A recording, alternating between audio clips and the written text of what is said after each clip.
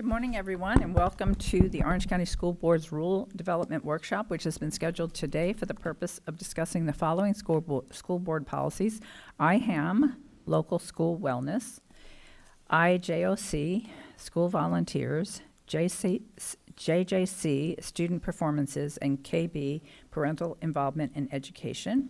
Board members are all attending in person, and so I will not do a roll call. I want to remind the public that board members will not be engaging in outside electronic or digital communication during the meeting, so that we can focus our full attention on the meeting itself. To my fellow board members and district staff, please remember that when speaking, speak directly into your microphone and make sure it's turned on so that our YouTube and Orange TV viewers can hear you.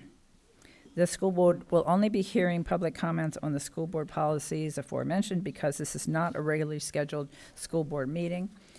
There will be no pre-agenda period in which the public normally would address the school board on germane topics that are related to the work of the school board. Should you wish to address the school board on another topic, please do so at our next regularly scheduled meeting. And now I will invite you to join us in the moment of silence and the Pledge of Allegiance.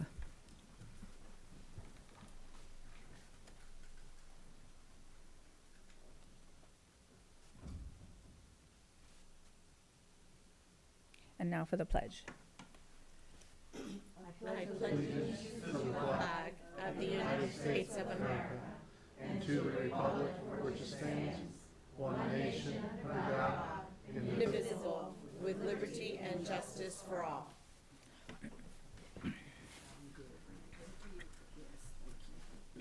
As we begin this meeting, I want to take just a minute to recognize our two new school board members. We have member Salamanca, who is, I think, our youngest member of the board. And we also have member Ferrand, who is joining us for the first time. Both of them won their elections in the general election and were ceremoniously sworn in about 2 weeks ago. But this is their first official meeting. So welcome. Look forward to working with both of you women. And we're going to move forward. Okay. The opportunity for public input to participate in this rule development workshop to provide public comments is as follows. We took public comment via email. Members of the public provided public comment via email for the school board's consideration at this rule development workshop by 5 o'clock on Sunday.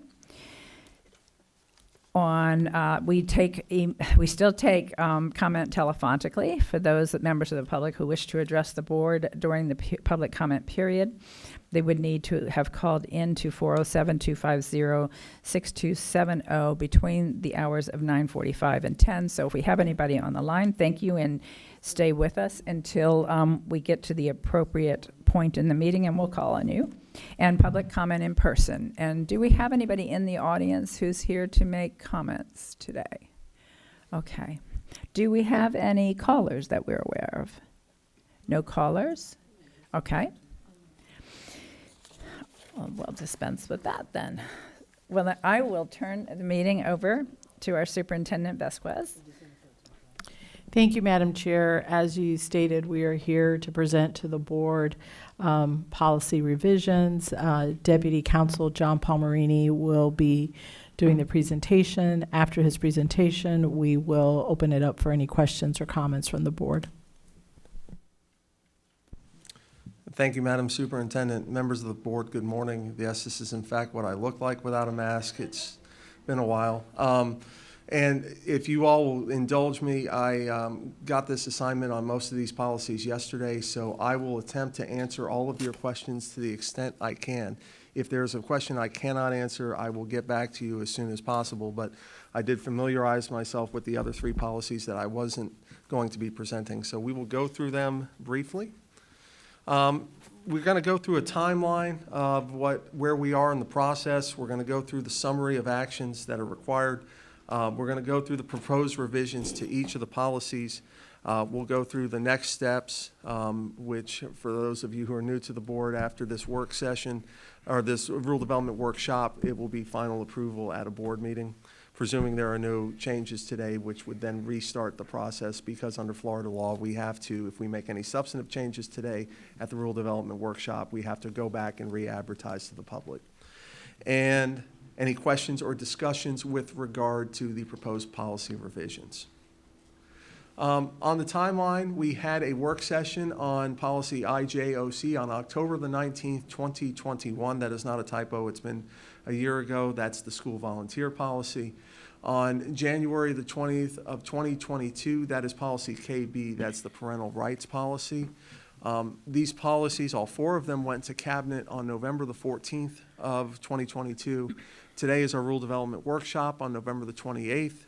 Board approval will be December the 13th if we pass through all of these policies by consensus today, and they will be effective upon approval. The four policies, again, is the ironically named IHAM, the local school wellness policy, even though it has HAM in the name, IJOC, school volunteers, JJC, student performances, and KB, parental involvement in education. So, it's unusual that we bring back a policy to you all that will have no revisions. However, the reason why it will have no revisions, save for something that I'm going to describe in a moment, is that under Florida Statute 1003-453 and the USDA's Healthy Hunger-Free Kids Act of 2010, we are required to reauthorize our local school wellness policy on an annual basis.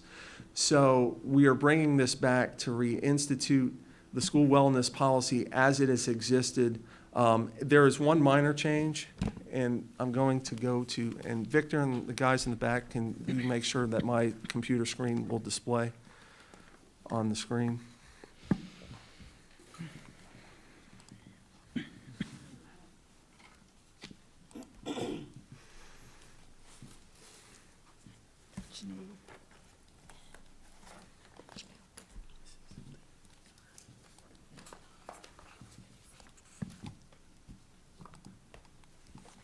Drag it off screen. All right, I'll remember that. There will be coming back to you all a change on this, but we wanted to get it reauthorized before we made the change. Number 13 on the screen, it's at page 10 of the policies.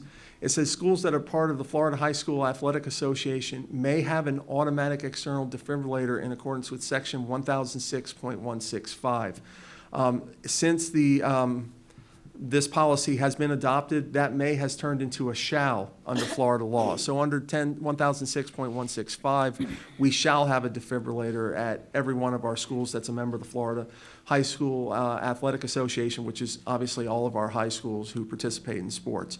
What we will do is we will take this out of this policy, and then we have a extracurricular activities and a sports participation policy. We think it's more appropriately included in that policy. So we will eventually bring back a change that redlines this provision out of the IHAM policy and puts it in the policy dealing with sports and extracurricular activities. Otherwise, this policy is as is, and we recommend a readoption of it as required under state and federal law annually. And I am open for any questions if you have any. All right, let's take a minute to make sure, because the board members that have been here are quite familiar with specifically 13 and our practice there. Is this something that you all are very familiar with, or should we go into a little bit more detail on this? Number 13? Uh-huh. Okay. Yeah. And the May, okay, good. All right. We have no public comment, no board member discussion, so I think we're good to go. Okay. And you're going to give me a second because apparently we have to drag it off the screen that's visible to me to display it up there. So I'm going to try to figure out how to shut it down. Nope, that didn't do it.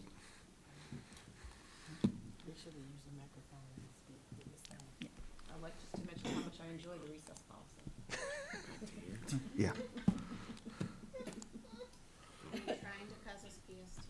And I'd like to emphasize that All right, shall hold on. not be withheld due to punishment. Because that sometimes. Hold on, needs to stay be here done. for a second. John, did you say IHAM is pronounced I am? No, IHAM. I said the ironically named IHAM because it's wellness and it has ham in the name. Okay. That's all. Okay, but we do say IHAM? Yes. Okay, I thought so. I thought you said it's actually pronounced I am, and I've No, been doing it that could wrong all be- this time. That could Okay. be Monday morning after the Thanksgiving holiday and my pronunciation. So, all Okay. right, hold on. I'll just play It's this not one. iTurkey. So turning it off. All right. The next policy that we are going through is the school volunteers policy. This policy was brought back to make it align with our policies regarding our administrative and instructional staff and our classified staff. And what this states is that if a volunteer shall be registered and approved through the additions process according to district procedures. We have a procedure, our additions volunteer program, where parents and others in the community can volunteer at our schools. And it says a recommendation for a denial to serve as a volunteer shall be based on one or more of the reasons set forth in policy GCQF, suspension and dismissal of professional staff. What that means is there are various bases under Florida law to terminate an employee. It's immorality, misconduct in office, gross insubordination, willful neglect of duty, conviction of a crime of moral turpitude, and it wouldn't be performance evaluations because our volunteers wouldn't have any of those. But those are the bases that we can terminate staff.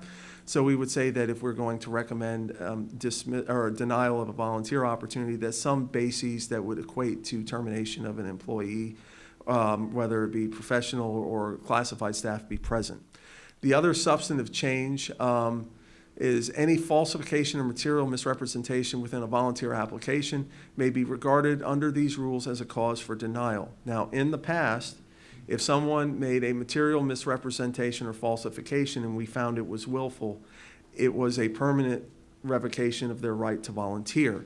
Under the change to this policy, it says if a falsification involves a failure to disclose an arrest, conviction, nolo contendere plea, guilty plea, adjudication of guilt, a withhold of adjudication, pretrial diversion, or pretrial intervention for any felony or misdemeanor crime other than those disqualifying offenses described in 1012-315, an applicant may reapply 1 year after the submission of the original application.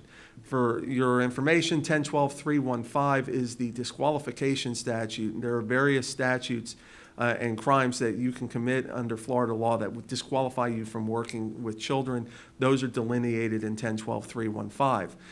If you have a crime that is something other than that and you falsify your application regarding whether that crime occurred, whether it involved an arrest, a conviction, or any sort of plea or any sort of consequences, we disqualify you for a year and then we allow you to reapply after the 1 year of disqualification. That matches what we do currently in policy with our support staff and with our administrative and instructional staff. So that is the change. Are there any questions? Yes. Member Byrd, question or comment? Thank you, Chair. I spoke to General Counsel and Vol about this, and I feel like I have some concern or some heartburn about the principal having full approval of additions in the school. And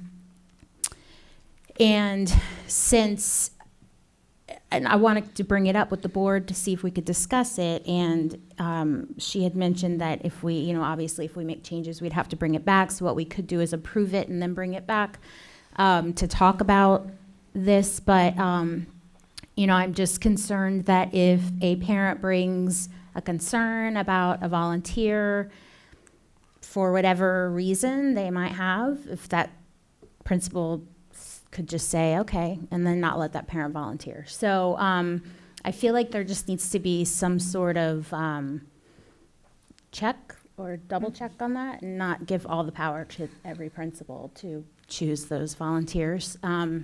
So that's kind of where I'm at with that. Thank you. Okay. Dr. Vasquez, I see you leaning in. Do you want to comment on that?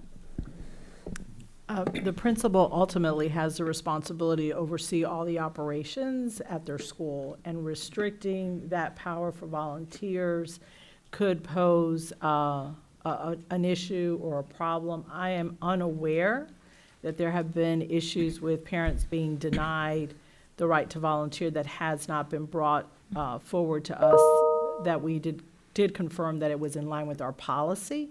But I'm open to listening to suggestions from the board. I do remind you that they ultimately have to supervise and understand all that's going on at the school. And sometimes those situations are brought when there's a conflict to the area superintendent, and then if not, it goes to legal for review.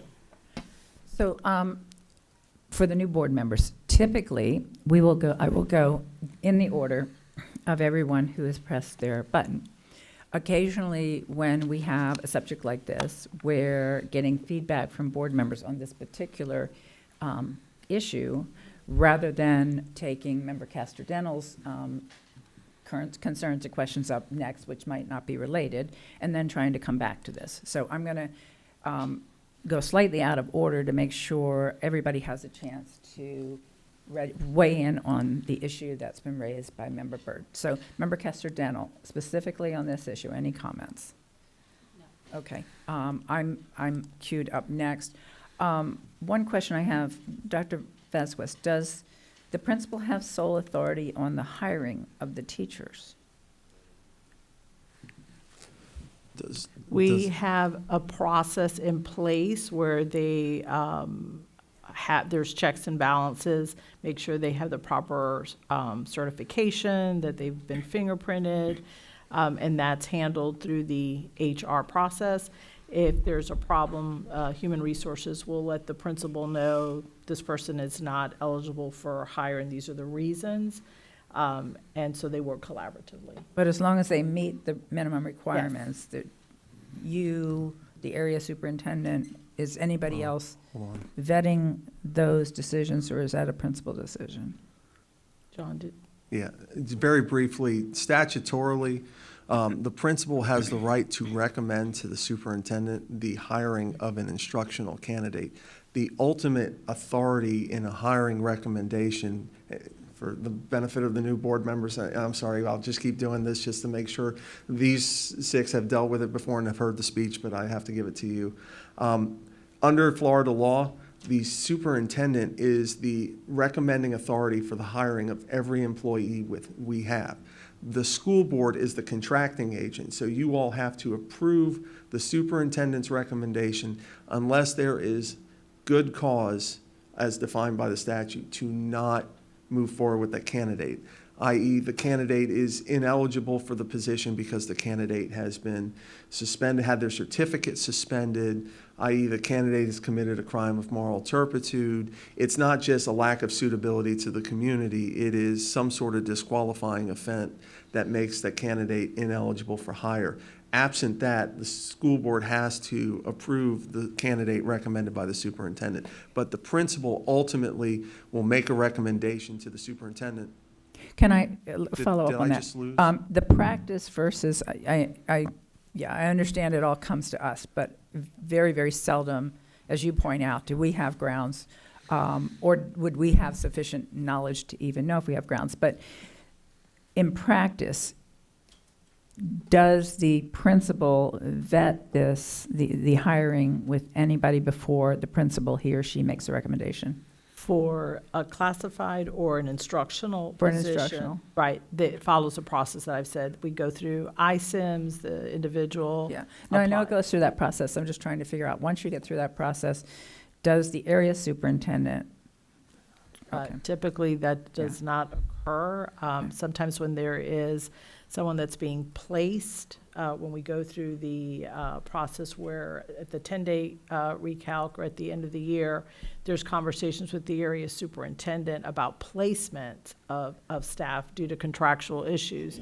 But other than that, no, it's a process that I described. Okay, and Member Byrd, the reason I was asking that question is I was trying to understand if we're not doing that with teachers, which have a greater responsibility and authority over our students, then would it make sense to not give the principals that same authority for volunteers? That was where I was going with that line of questioning, if that makes sense. Let me go to Member Gallo is recognized, and I'm going to go straight on down after this. Member Gallo on this issue.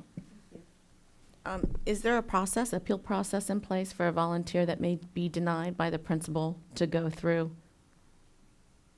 Yes. Do you have an appeals process? And I'll let Mr. Palmerini describe that.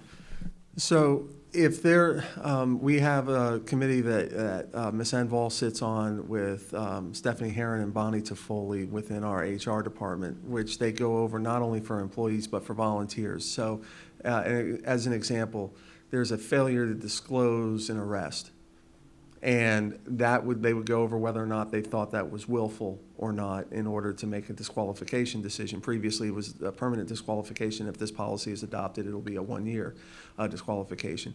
If there's something in their background that, previous work history, for example, if they were fired for some sort of, here's an example, let's say somebody was fired for mishandling funds.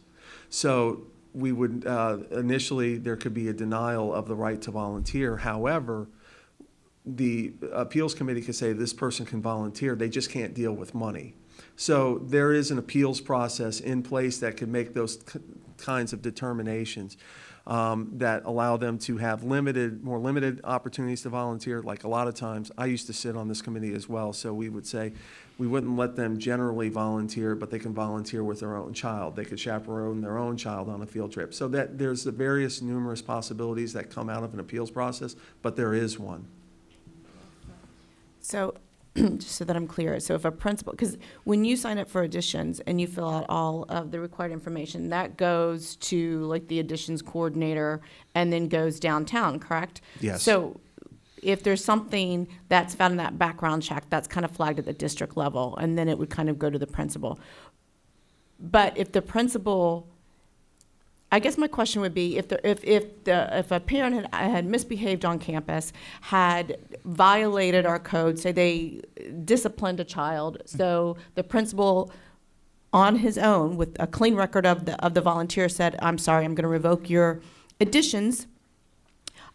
Is there an appeal process and for that, and are parents notified? How are the parents notified that there is an appeal process if they don't like the decision made from the principal? Now, one of us would probably get an email, or the area superintendent would probably get a call. But is there an appeal process for that situation? Because I understand that there is for the more regulated. So if I understood the hypothetical, the situation is volunteer does something improper. Disciplines a on campus. student, and appropriately disciplines a student. So at that point, then the volunteer would sign up for another volunteering opportunity, and the principal will say, oh, wait a minute, I remember this parent improperly disciplined a student, or whatever. At the point could say, I'm revoking your additions processes. Like, right, you violated our contract that all volunteers signed, so I am now revoking your processes. So is there any due process for that? Like what due process is available to a parent that might say, I really wasn't disciplining that child? Like what does that look like? So Pam Carson, who you see has come up here, she's done volunteers for since, I don't know, the beginning of time maybe, a little bit after that, so I'm going to let her go ahead and Thank you. answer And that. John, I appreciate that. What I was going to suggest, until our new board members have been here long enough to know everybody's roles and names, thank you for doing that, because I was just going to ask if you would introduce yourself and what your role is, as opposed to the person who was sitting in the back making faces at John. Good morning, school board members, and thank you. I am Pam Carson, the Assistant Director for the Foundation for Orange County Public Schools. And to answer the question in reference to principals, what do they do when someone misbehaves? And what they do is they submit a letter directly to us. When they submit that letter to us, then we will review it, and then we will send it over to legal for them to review. But we try to give principals the due process of being able to make sure that their volunteers on campus are doing exactly what we actually ask them to do as volunteers. When people complete the volunteer application, please know that is part of the process is the volunteer guidelines. So there, it does exist for everyone to be able to see it and know it and sign off on it.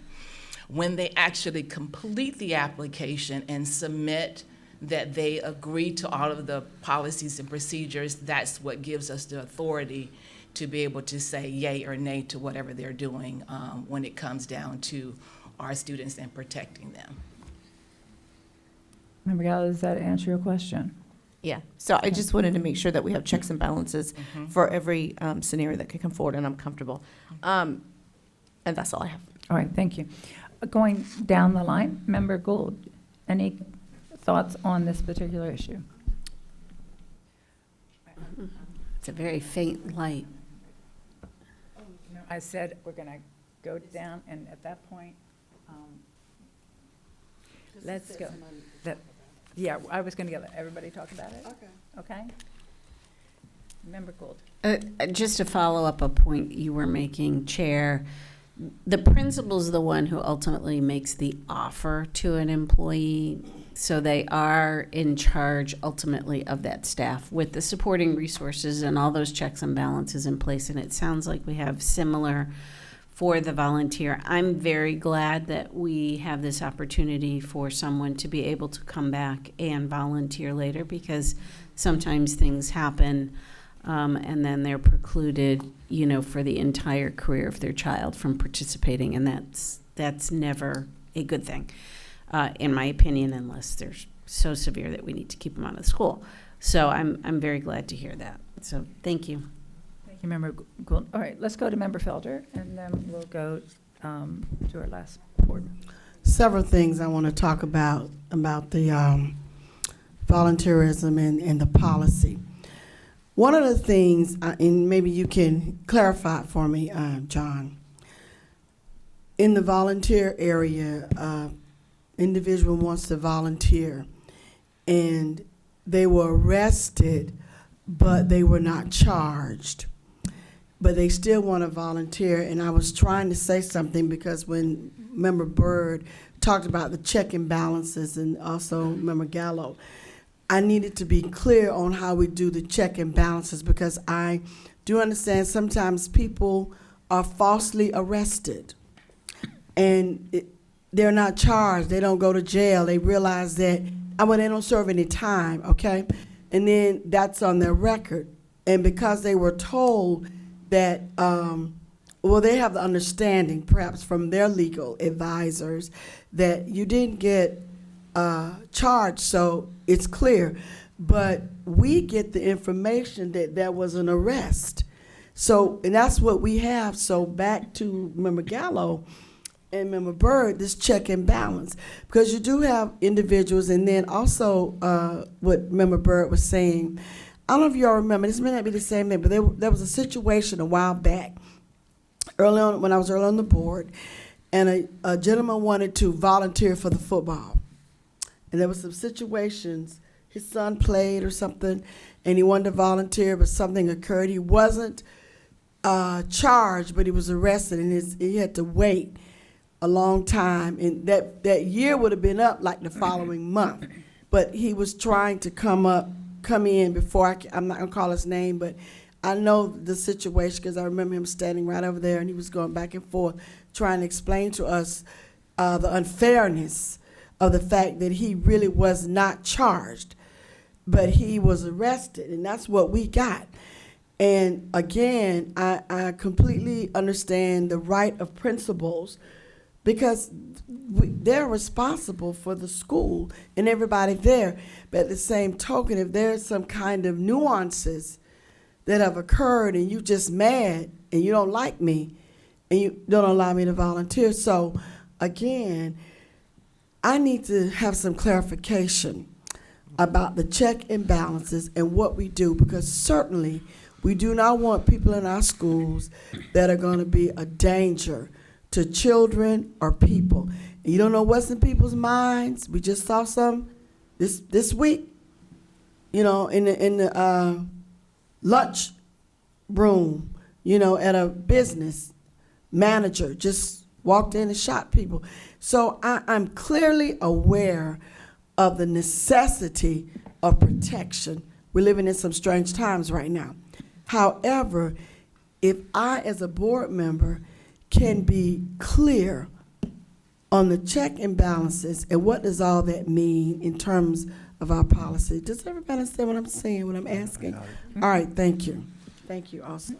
So, Member Felder, there's a couple things, and I just want to go through this systematically. If a person gets arrested, we have on our applications very clearly, and there's a Florida statute that very clearly gives us the right for anybody applying to do anything within our system that we're going to get the full background screenings. That will include arrests, records that are sealed, and records that are expunged. Okay?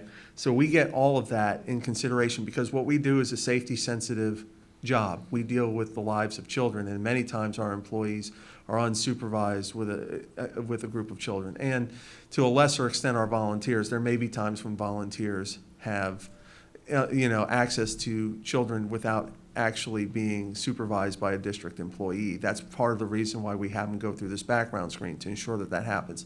So we tell them that no matter what you've been told by your lawyer, what you've been told by a judge, you are to disclose every arrest that you've had, right? And because we're going to get it. And so when we get that and they have an arrest and it doesn't show up, they don't disclose the arrest, but we see it on the background screen, we look at that as a falsification because our application is so clear that they are to disclose arrest, even if it's ultimately been dismissed. For most, now, going on to the due process of how we deal with an arrest, right? So let's say we have an arrest, it's just sort of a misdemeanor. I'm trying to think of, you're 18 this is a situation we had. You're 18 years old, you're partying in Daytona Beach, and you got arrested for an open container. And you're coming to us at the age of 55 wanting to volunteer, right? So if you fail to disclose that and you knew about it, and you failed to disclose, under this policy, the check and balance is, all right, we'll disqualify you for a year. You now know it's on your record. You need to redisclose it the next time you apply with us. Most arrests, especially if they've been dismissed without charges, that's not going to be an impediment for somebody to volunteer because if it's dismissed, it's like it never happened. Now, there are some circumstances where we may take an arrest into account. Let's say an arrest for domestic violence, domestic battery of a child. And many times, as you know, we have folks who get arrested and then, there's some sort of reconciliation or after the arrest and then the parent or the other party living in the home does not want to cooperate with the investigation anymore, and the charge is dismissed because there's basically no victim that's there to prosecute. Despite that dismissal, we may not want to have somebody in a classroom with that type of situation. So we may say, given the recency of that domestic violence arrest, we're not going to allow you to volunteer. If it's been outside of a few years period, we may say, we'll let you volunteer with your own child. But all of that runs through an appeals process that goes up through that 3-person committee that I talked about earlier, Ms. Enval, Stephanie Herron, Bonnie Toffoli, where they look at those issues and they may say, okay, we'll allow them to volunteer with their own child, or they may say the charge is too recent, given the nature of the charge, we're not comfortable having that person volunteer. What's the process of the time during that when you look at how long a time does that have for you all to reevaluate whether or not you don't let them volunteer? What's the time? We typically have utilized 5 years for misdemeanors and 25 years for felonies. That's been what's been utilized previously. Those are for convictions, I'm sorry. So we're talking about arrests. That's really a case-by-case basis, looking at the totality of the circumstances. You don't necessarily know. We get the arrest description as to what the person's accused of, and you look at that, and a lot of it's going to be based upon what you read there. So I can't give you a specific time about how long we consider arrest. It really is going to depend on what we read. Member Felder, was that your question, or were you talking about how long do they have to decide on an appeal? Yeah, that's the Okay. one I'm talking about. The Okay. appeal, even though we found out that they were arrested but they weren't charged, and it comes back to you and you say you and Amy and another person, you all on this committee, how long is that process? Okay, I'm sorry, I misunderstood the Thank you. question. I That's what I was apologize. That depends on how quickly the appeals is submitted. They have a certain time period to file an appeal. What is it, 20 days or so? I think it's 20 days to file an appeal. And then it gets, I think the appeals committee meets, and don't quote me on this, I think it's biweekly, so every 2 weeks. So it depends on when the appeal's filed, how quickly they can get it together. It typically runs within a month after we get the appeal, we try to turn it around.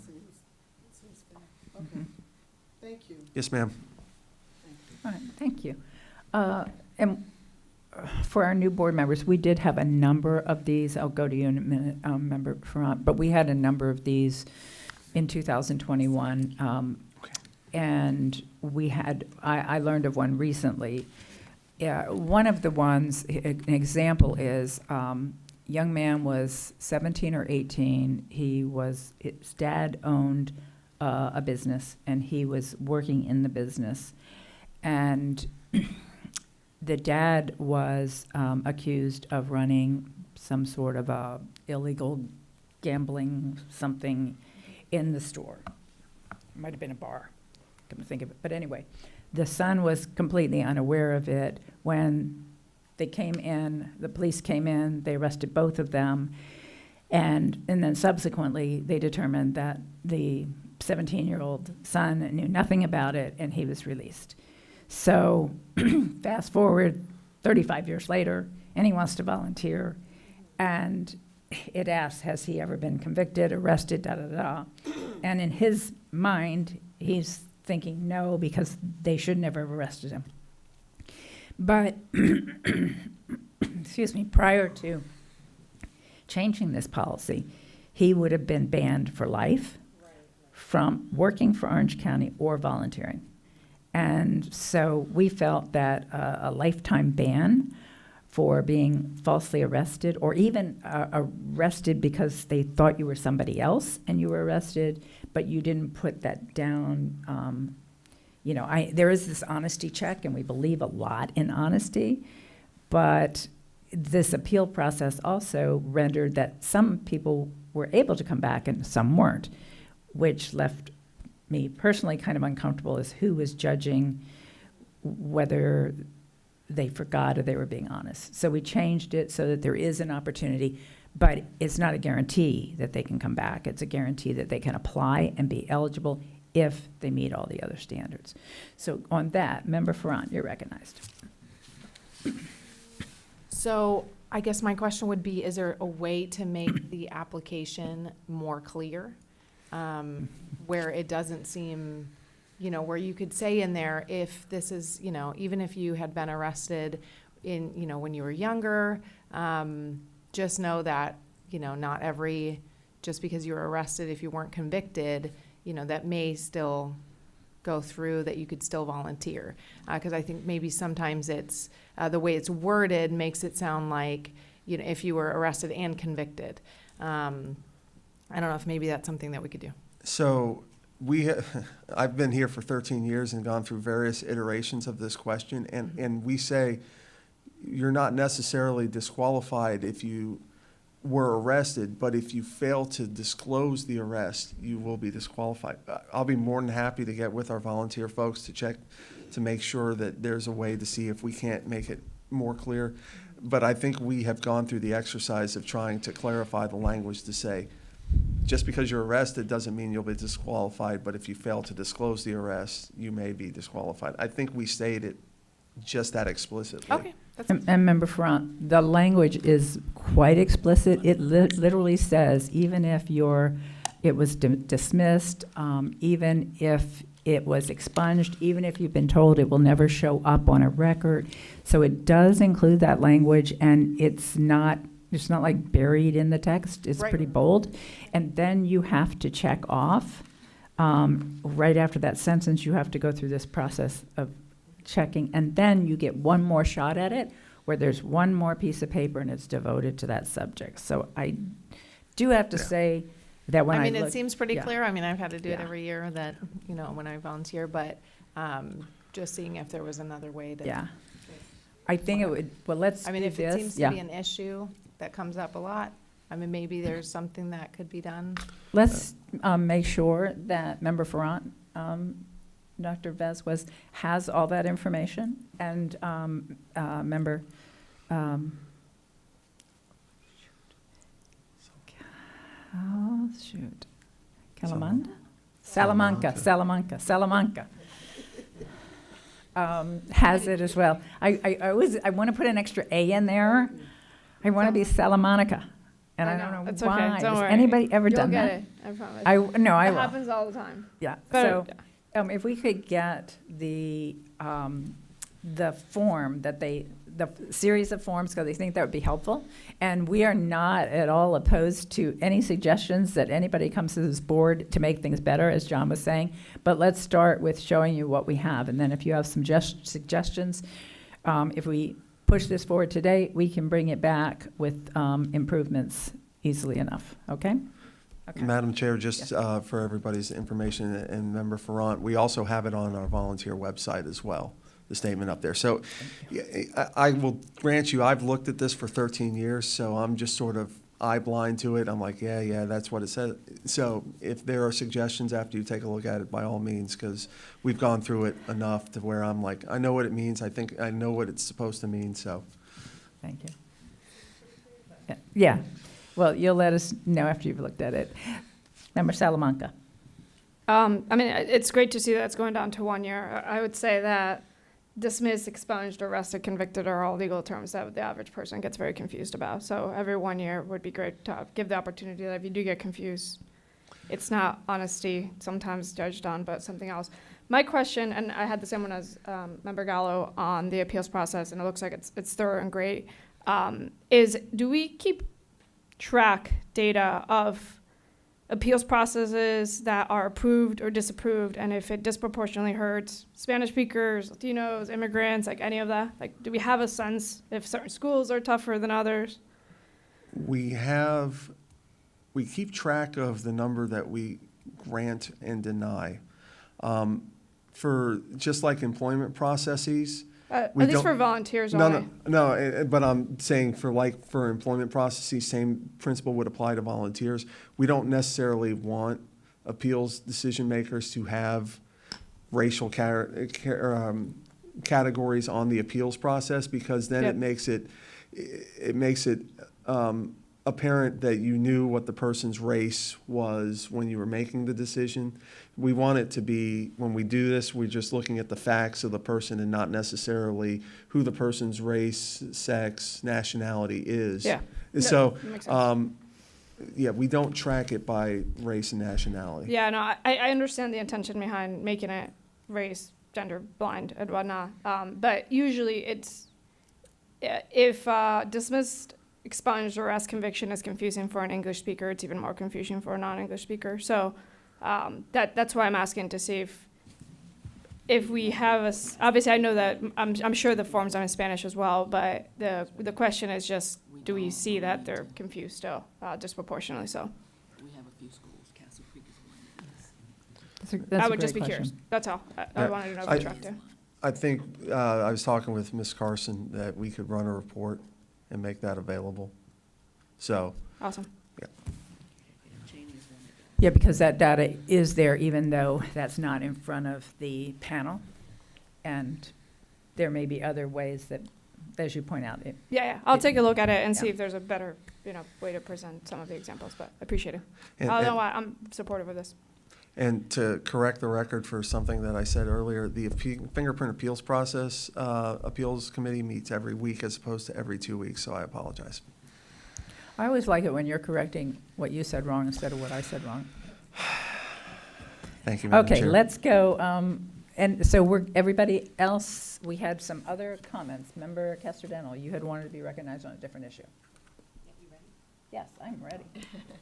All right, thank you, Madam Chair. Well,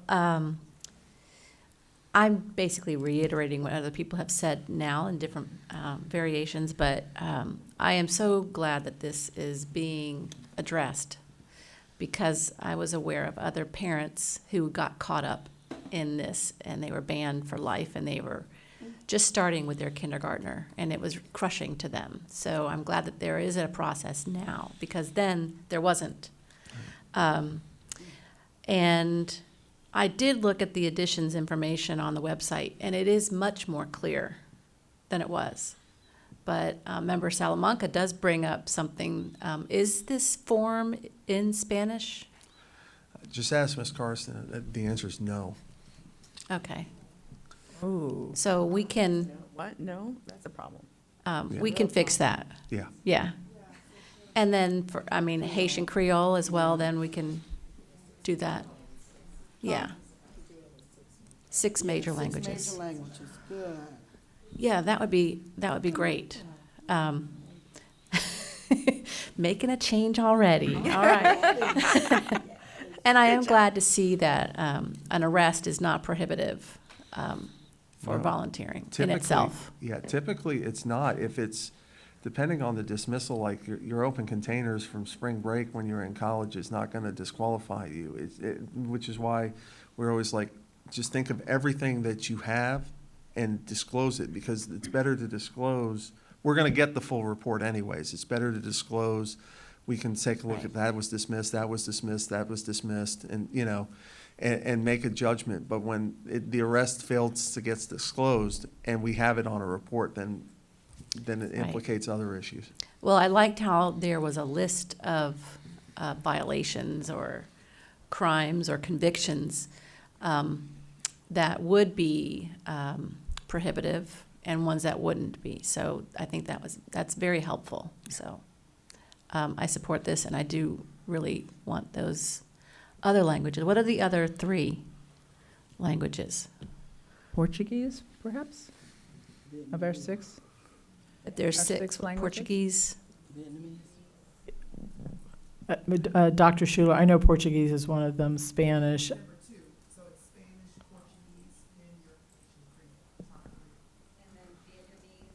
Yeah, Vietnamese. Arabic, right? Arabic. Arabic, yeah. Okay, I knew those two. great, thank you. Okay, I'm up next. I was going to delete my name there, but now that we've raised this issue of the volunteer additions form not being in different languages, could we check and see what other documents that we have aren't in different languages? Thank you. Yeah. Okay, thank you. Member Gallo, you're recognized.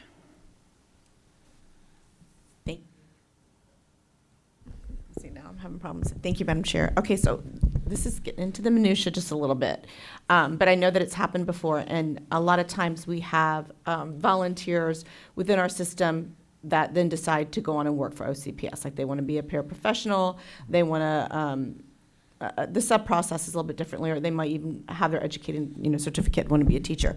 So what happens when a volunteer applies to have a job, there's some discrepancy or something gets flagged on their job application? So what happens then to the volunteer applications? Is it shut down immediately and they're no longer allowed to volunteer on our campus? Or do they have to wait till they apply the next year for additions to be denied? So that's my part 1. Part 2, then would the denial be from the date of the application to OCPS, or would it be from the date of the application for additions?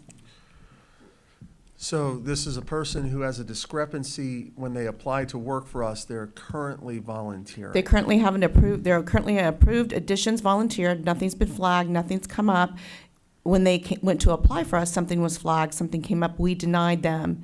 So at what point do they get told your additions is also revoked? What does that process look like? And then when does the time frame begin? Like, how does that work? Because it's happened with a friend of mine, and she was denied employment, and then when she went the following year to get additions, she was denied additions, and it was kind of heartbreaking. It was small. It was one of those things that the chair talked about where she thought it was expunged, she didn't think she had to, and it was a minor offense, and we did block her from OCPS for the remaining time that her kids were on campus, and she was heartbroken. So I'm just curious. So that is a level of granularity that I don't know. I would probably have to get back after I talk with and Pam's coming up here to take care of me. Thank you. So what happens with that is that we do work with fingerprint services. So when they do receive any information specifically based on the nature, that dictates our conversation. So when we have those conversations, then we have to look at what they were doing as a volunteer compared to what they were trying to be employed for. But conversations do happen. So that happens simultaneously, like, so you would be looking at their employment record and then looking to see if they were an additions volunteer as well? The good part is Fingerprint Services, they screen not only HR, but they also screen volunteers now. So they're the ones who actually can determine that because they have the evidence in front of them. But when that does happen, they will notify us so that we are aware that that is taking place.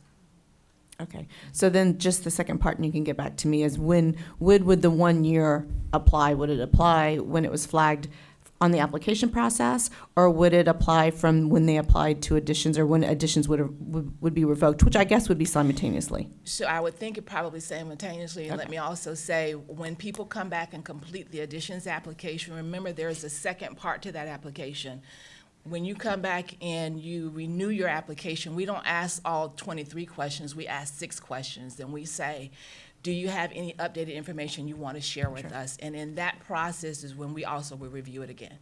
Okay, thank you so much. You're welcome. All right, Member Byrd. Thank you. I just needed to clarify a little bit with my original point.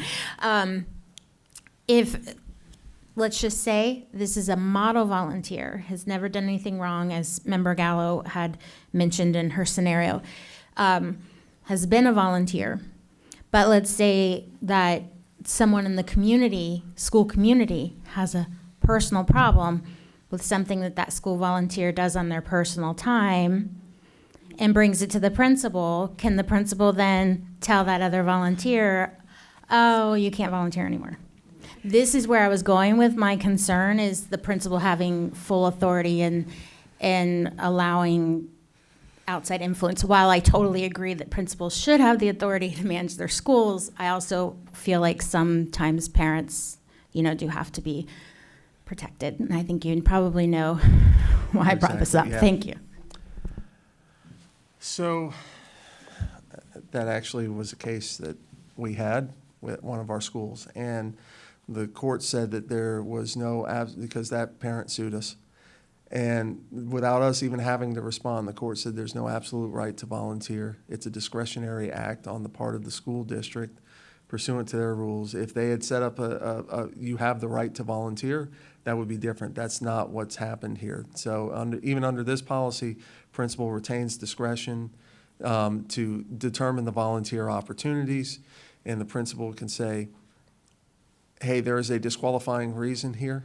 And under that case, there was you could say it was immorality. It was, it was stuff that was happening outside of work that we would have not necessarily wanted, or outside of the volunteer opportunity that we would not necessarily wanted to been associated with. Member Byrd, you and I have had this conversation numerous times, and under the court case that came down in the order, the court said, yes, absolutely, the school district retains discretion to say they don't want to have somebody volunteering, especially if conduct outside of the volunteering opportunity could cast the school district in a negative light.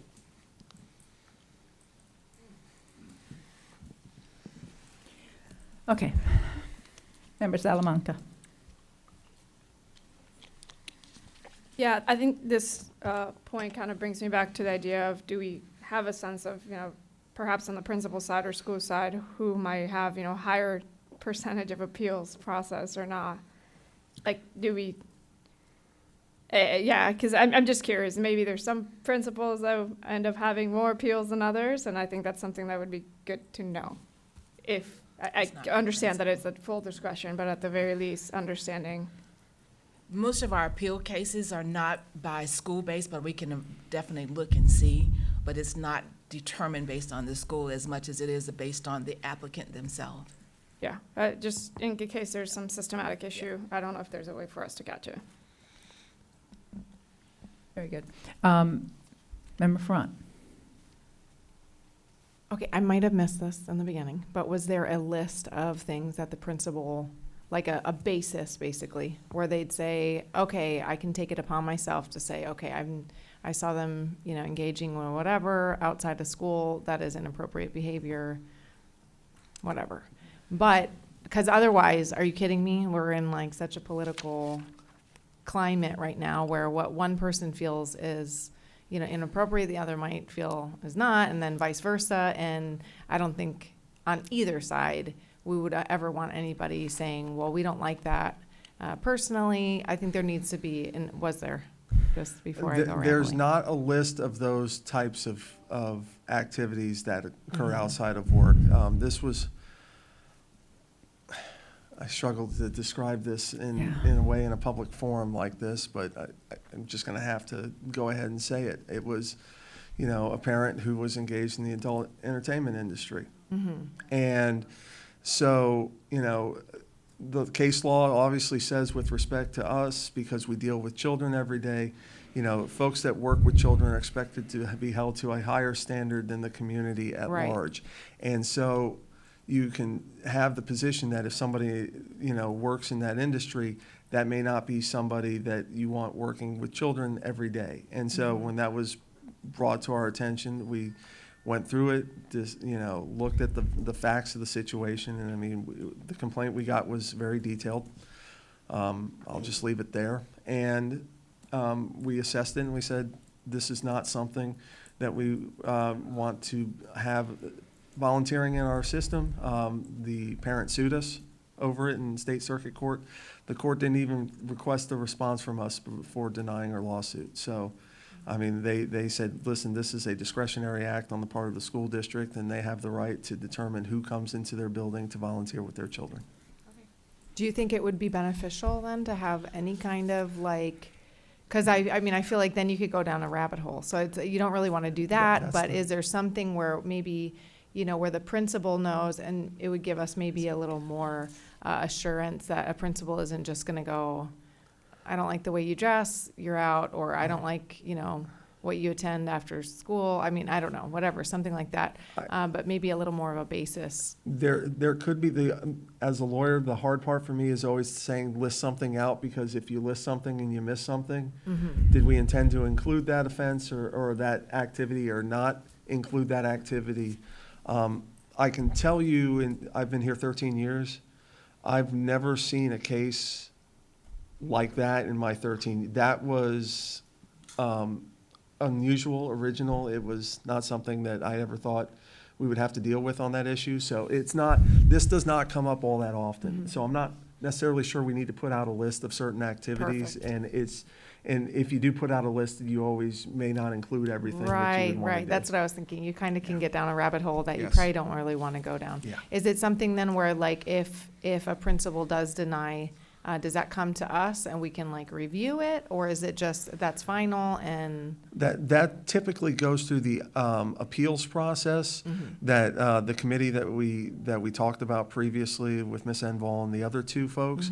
That's usually, and you're going to go to FSBA here in the next couple of days, I would assume. So you will hear the operational versus policy dichotomy. That's more of an operational issue for the superintendent and her staff.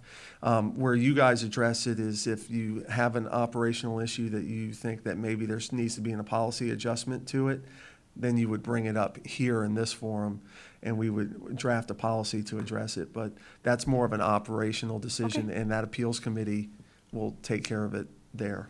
Thank you. Yes, ma'am. Okay, Member Byrd, I just wanted to make sure that of course. What you just said, is there, are we clear with, I don't see anywhere it stated there's appeals in the policy. Is that in the policy for volunteers? Don't think it is. Hold on, let me take a look. I think that's where my angst is that it's very defined, it's the principal and that's it. And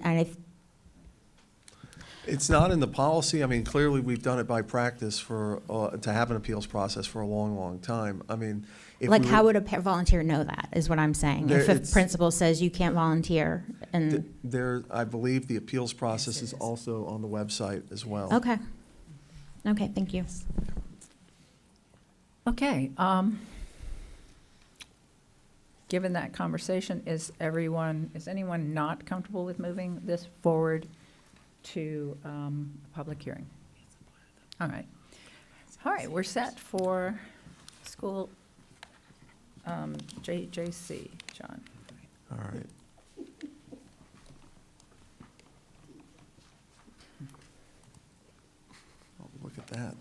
actually was able to operate the computer, amazingly enough. All right, policy JJC, dealing with public appearances of school groups. Think, when Jones performs in the Macy's Thanksgiving Day Parade, this is what this policy is. This policy is one of those, as you can see here, was last adopted in 1993, which is getting close to 30 years old at this point. So we wanted to update that, and the updates are very, very minor. They're more technological, or they're more technical changes. So here, no school group shall make a commitment to or participate in a public appearance without the approval of the principal or designee. Some schools, have an assistant principal of instruction who may say, that's where the principal delegates the authority to that assistant principal to make that call. So we wanted to give that flexibility to the principal there. Again, as you go down here, endorsement of commercial products or ventures. But school groups shall not participate in events that fall into any of the following categories: public appearances for political candidates, and events that are primarily for the furtherance of sectarian concerns, endorsement of commercial products or ventures, but students may be allowed, upon recommendation of the principal and approval of the superintendent or designee, to participate in such activities or commercials, providing that there is no direct endorsement or product or venture. We put designee in for superintendent in case she wants to delegate that to the deputy superintendent or some other member of her staff. Events that cause an undue amount of interference with the regular school program or cause an excessive amount of absences due to rehearsal or preparation, as determined by the principal or designee, again, giving the authority to the principal or designee as the case may be. And then the other ones were just to correct typographical errors from the policy. So this is a very minor technical change to this that doesn't really change the meaning or how it really operates. Are there any questions? Push a button. Oh, it didn't show up for some reason. Member Gallo. The microphone. Thank you, Madam Chair. I just have a question on, it says 3, it talks about public appearances to promote the political candidacy or person in furtherance of any partisan political interest. I totally understand that and agree with it. So my question would be like the Beta Club or those who are volunteering, because the law did change that kids can get service hours for volunteering on a political campaign. Right. So if someone were to reach out to, say, a Beta Club or the student government and ask if there's anybody that would like to earn hours by volunteering on any campaign, would that be allowed, or would this hinder that from happening? That's my question. I think this is more meant to be the activities of the group itself as opposed to the individual students. If the political, or let's just say the state legislative member, it's a state representative, and they said, hey, to Beta Club, if any of your kids want to, earn service hours for Bright Futures by, working in my office, opening mail and that kind of stuff, let them know about the opportunity. I don't think that the group itself would send the kids over there, but if the representative said, hey, if there's any kids who are interested, let them know. I don't think this would prohibit that kind of practice. Thank you. What if they wanted to participate, like the majority of Beta or several within SGA wanted to participate? Would they be allowed to? They just couldn't participate as SGA, correct? Like they would have to participate as John Smith, as individuals, and they would still be allowed. Correct. But they could still disseminate the information for Bright Future purposes, for Yes. volunteer hours. Wonderful. Yes. Thank you. Okay, thank you. Member Gould. I just wanted to point out there's a lot of red line in this policy, and so I just want to mention that there's been some statutory changes that have. So my question about all those red lines that are in there that I read through, are those all strictly based on the statutory changes, or were some of those crafted to be policies that we have chosen to put in there? If you go down, down, down, down, down.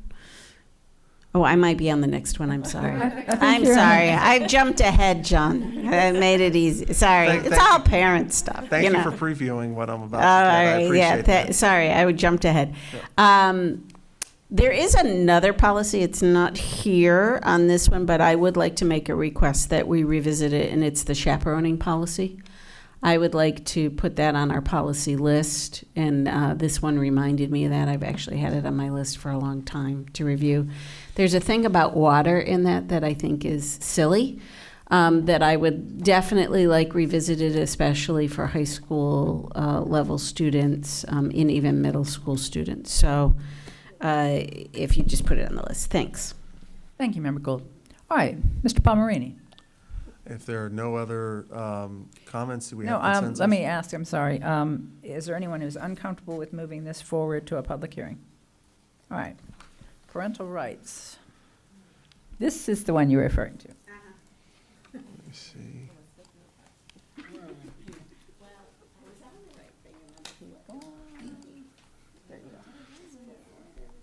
All right, so this policy clearly has been extensively redlined, and for Member Gould, to answer your question, the vast, vast majority of what you're seeing in here is statutorily required to be in the policy. As in the legislature said, the school board shall adopt a policy which says, so what this policy does is recognize what the rights of parents are under Florida law as established by two acts that really have come into play in the last 2 years. It's obviously the Parents' Bill of Rights, which is codified at section 1014. That was in 2021, and then you had the Parental Rights in Education Law, House Bill 1557, which was adopted this year. The red lines that you see here are to we talk about the rights of parents or legal guardians, i.e. those folks who are the legal guardian established by law to care for a child. It's not just natural parents that have those rights. If a person's been designated as a legal guardian, they also have parental rights, and we have recognized that change by making sure it's clear that it's legal guardians. And then getting down here, rights of parents and legal guardians. This is in the Parents' Bill of Rights. This is all information that was required to be put in the statute. Now, also, the statute requires us in 1014.05 to get parental input. We put out a survey, and we had, I think it was a few thousand responses come back. And that's right. Yes. Yeah, a few thousand just come back.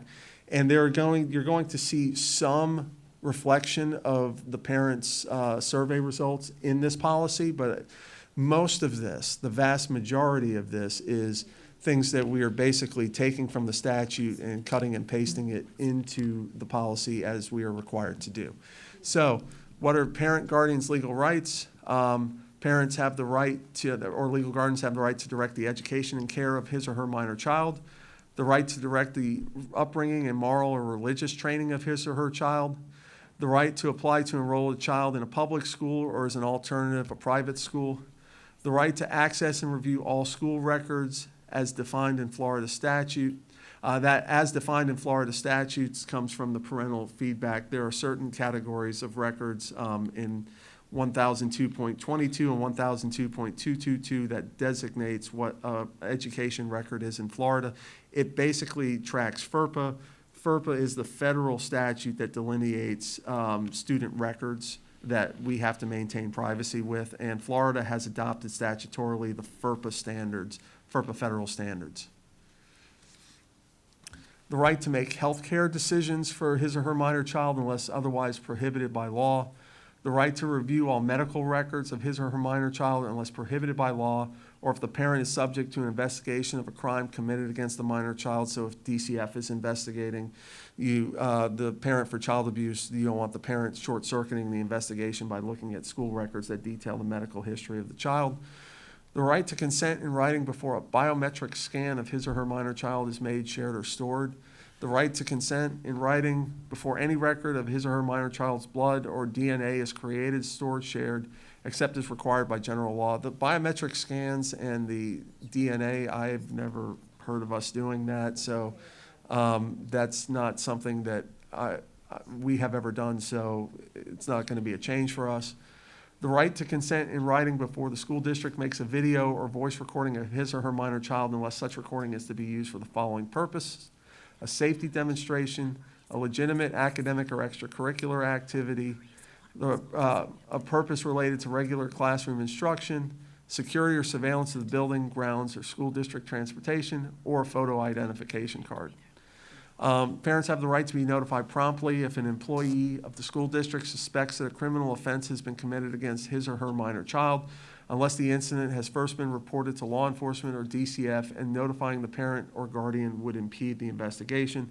There are some times when DCF and law enforcement will tell us, do not inform the parent because it will interfere with our investigation and maybe tip them as to what we're thinking. So we will have to honor DCF or law enforcement's request on that. The right to be notified if there's a change in the student's services or monitoring related to the student's mental, emotional, or physical health or well-being, and the school's ability to provide a safe and supportive learning environment for the students. The right to review and provide permission before a well-being questionnaire or healthcare screening is provided to a student in grades kindergarten through 3. This policy doesn't preclude a board employee from acting in his or her official capacity within the scope of his or her authority. That's in the statute. Any board employee who encourages or coerces or attempts to encourage or coerce a minor child to withhold information from his parent, legal guardian, may be subject to disciplinary action. That will be not only disciplinary action by us as the school board, the school district, it could also subject an employee to an investigation of their teaching certificate, for example, if they're an instructional employee. The Florida Department of Education would have the right to investigate that kind of allegation. Except as otherwise provided by law, a healthcare practitioner or individual employed by a healthcare practitioner will not provide or solicit to arrange to provide any healthcare services or prescribe medical drugs to a minor child without first obtaining written parental consent. We're not usually in the business of prescribing medication to students, so I don't think this is going to be a change for us, but we have to have it in the policy. So I think this is probably a good place to stop to see if there are any questions. All right, any questions on the portion that's been covered? Member Gould? Member Byrd? Okay, these are just left over from before. Vice Chair? Thank you, Madam Chair.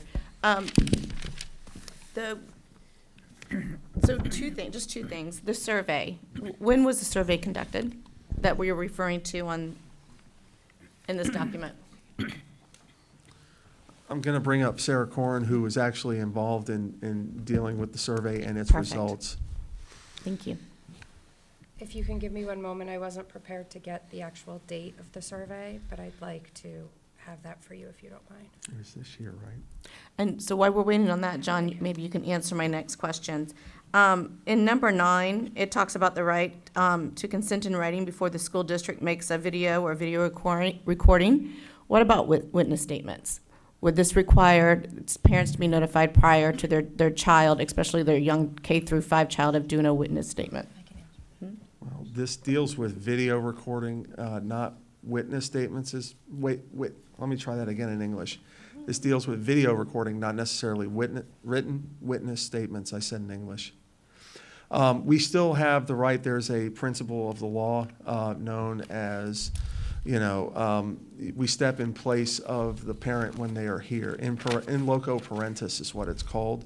And that allows us to question children. It's also contained in your code of conduct that says, with respect to questioning children, we stand in loco parentis. We have the right to question children. If parents want to opt out of that, I think they have the right under the code of conduct to send something in writing to the parent or to the school principal that says, I don't want my child giving written statements. I believe I'm quoting that correctly, but let me make sure. Thank you. So just a follow-up, Madam Chair. So I know that this board has been, I think, very vocal in our desire, especially in the younger grades where a child isn't really cognizant of what they're filling out or what they're, because it's not them writing the statement. If you're K-2, even K-3, they're kind of voicing it to an adult, and the adult is writing it down. That a parent be notified prior to that taking place. So would this be a place in policy that we would stick that? Would it be code of conduct? Like, where would we put that in? And Chair, maybe that's something that we haven't decided as a board and maybe need further discussion, but I know that we've been very clear as a board that we don't want children being or filling out witness statements without prior parental notification, especially in primary grades. There is a provision in the Code of Student Conduct that all parents receive that states that parents can, in fact, at the beginning of every school year, send a letter to the school that states that their child that the parent must be contacted before the child writes any statement. So any parent that reviews the Code of Conduct and sends in that letter, at that point, any student, kindergarten through 12th grade, the parent needs to be contacted first. It is not a universal situation, again, because we do act in loco parentis, but any parent that does exercise that right, the parent will be called first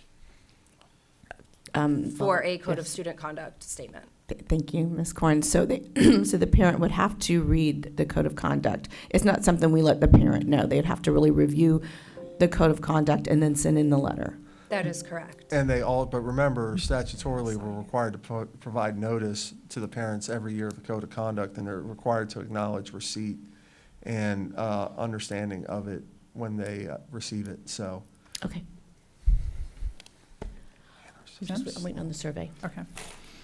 And I do have the information. The survey was done in January. It was done in this past January. Yes, ma'am. Did the board receive a copy of that survey? I am not sure about that, but we could definitely provide you a copy if you would like to see it. It is Yes. rather Yes, lengthy, please. but I can send it this afternoon. Yeah, just Thank because you. it's referenced several times in this policy that we have to approve today, and I'd like to review the survey before I pass a policy based on survey questions that I haven't seen. Sure, I can send it to the entire board this Thank you. afternoon. Couple of questions. And John, they actually pertain to the next section, and this goes to kind of to the question of the survey. So we were required to do this survey, and we're required to put this language. And what I'm trying to understand, when the state said we want you to do this survey, how much latitude do we have if the survey takes us in a different direction than the language we're required to put in? So your latitude is only to the extent permitted by the actual statute itself. So if the survey said we really think that you should not do whatever it is that the statute requires you to do, the statute would control. So a parent survey can't override the statutory dictates that we've been given. Okay, so back to Vice Chair's question about number 9, even though, in a disciplinary investigation involving a student, would we record that? No, ma'am. No. Okay, so that, we wouldn't need to have that in here because it's not a recording, okay. Jumping ahead for just a minute, under promoting involvement, C 1, 2, and 3. I like 1, 2, and 3, but then I saw that they've been added based on the survey, and I am not sure that they're consistent with the statutory intent. So we can get to that in a minute, but Ms. Corrin and I had a very in-depth discussion about this morning, and I think we have an explanation to help make it, round it in there and make it consistent with the statute. okay, let's finish out on this and then we'll come to that. Member Byrd. Thank you, Chair. On the top of page 4, 1B, the very first, letter B right there. In our policy, we did not include the part of the statute that gives exception to this. If a reasonably prudent person, finds that the child will be put in danger. And I know that we have that on our OCPS website, but I feel like it really needs to be in this policy as well, because I think that that's extremely vital to this whole discussion of keeping, things from parents if we obviously don't want to, but if there is a danger of the kid, I think that we have to have that in policy for our staff members. So I completely understand. So there's one of two ways to do it, right? We can pass the policy and then come back with a revision to put it in there after we re-advertise. That would probably be the preferable way for me. The other way is to just pull it all together and then put it in there and start the process over. I'd rather given that this policy was required statutorily to be done, quite frankly, a couple months ago at this point, I would rather get this adopted so we avoid any entanglements with the Department of Education, because we have not in fact adopted it. We're in compliance with it, but have not adopted. Yeah. No, to be clear for the public, Madam Chair, we have been following the dictates of this law since it has become effective. We have put on our website the parental rights in education, where we have links to all of these particular rights. That's been on our website. We just haven't adopted the actual policy itself. So that's the last piece that we need to do. I'd rather get this thing adopted on December 13th and then make any revision. And I think that's an excellent revision to make. We've put that out, just so you're aware. We did a memorandum with respect to, withholding information, and we made clear in that memo that if there's a suspicion of, child abuse, neglect, or endangerment, then that's an exception in the law, but you have to have an articulable basis. It can't just be, my mom and dad are going to be mad at me. It's got to be, hey, when I broached this subject with my mom and dad before, there's been, some hitting and abuse and that kind of stuff. That's an articulable basis to invoke that exception. So we've put that out in memorandum, but certainly adding it to the policy is something we can do. Okay, Vice Chair. Thank you, Madam Chair. I was actually going to ask Mr. Palmerini what he responded to, which was the timeline on when this policy was supposed to be adopted and for us to be compliant. But I do want to add that I agree with Melissa. I think that it's very important that what she brought up we have in policy. We need to make it clear to delineate. We just need to make sure that no child gets harmed, that there's no child that could get kicked out of their house or thrown on the streets. We just need to make sure that with the parental rights that we don't inadvertently hurt a child. That's all. Thank you. All right, Member Felder. Yes. I'm sorry. Thank you. I'm looking at C. Except as otherwise provided by law, a healthcare practitioner or an individual employee employed by such healthcare practitioner will not provide or solicit or arrange to provide healthcare services or prescribe medicinal drugs to a minor child without first obtaining written parental consent.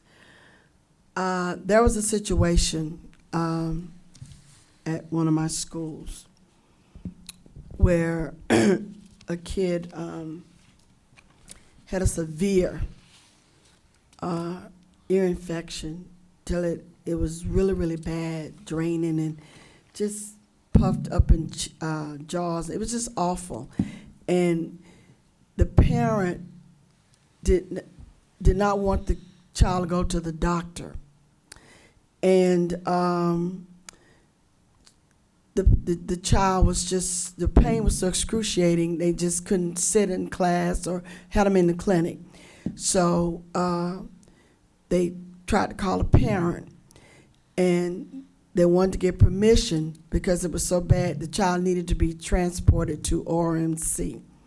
But the parent got angry, came out and got angry with the kid and did not want the child to go. I don't know whether there was some immigration situations going on or what, but the nurse practitioner asked the child, "How old are you?"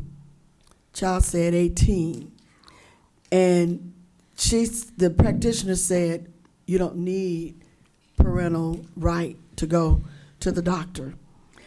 And I'm glad, well, it saved the child's life, I believe. So this policy here, I know that's having to do with like if kids need medicine and stuff, but I'm also talking about the fact if there needs to be immediate medical attention, like going to a hospital, and how are we protected with that? Because suppose the child wasn't 18, but because the child was, she could make her own decision, but that child would have died had we adhered to the parent. So this is a very difficult situation because you got two competing interests here. It's on our new health form, that if we have an emergency. No, I got it. So, right here, it says that the parent has the right to direct, to make healthcare decisions for his or her minor child unless otherwise prohibited by law. Okay, minor. They weren't a minor. Right, 18. they weren't a minor, they were 18. They were But 18. Right. Okay. So from that scenario, the 18-year-old can make a medical decision for him or herself. If this was a child under 17 and there was a situation where the child was not getting medical care, that is part of the definition of neglect under Florida law. Oh, so we Failing- still could have done it So without you the call- parent. No, what you do is you call DCF. Okay. You call DCF and say, hey, I think I've got a situation of neglect here based upon, the child's got an unattended wanted to to be ear clear. infection. And that way DCF can then make a determination whether they think that meets the legal definition. We don't make that determination. DCF makes the legal determination whether or not they think it's child abuse, neglect, or endangerment, or abandonment, excuse me. And then they would make that call. We also have on our forms that, if it's truly an emergency, we are going to call 911 for that in order to ensure that that child could get needed medical attention as soon as possible. Parent has the right to say, listen, based upon my religious beliefs, I don't want to have that kind of medical attention. They can make that call. But if it's truly an emergency, a kid falls and breaks his arm and needs to be attended to, you're going to call 911 in order to ensure that child is being taken care of. And the next call after you call 911 is to the parent saying, hey, your child's broken your arm. We've called 911. Please come up here. This is deeper than this was an abscess. Yeah. That's a interesting scenario, because looking at an abscess, you're not necessarily going to be sure that that child's in danger because an abscess could be benign. That is a case-by-case basis, but if you think that the child's not getting appropriate medical attention, that is part of the definition of neglect, and we should call it in. Well, that's all I want to know. I need to find out this so we can put it up under the policy regarding neglect.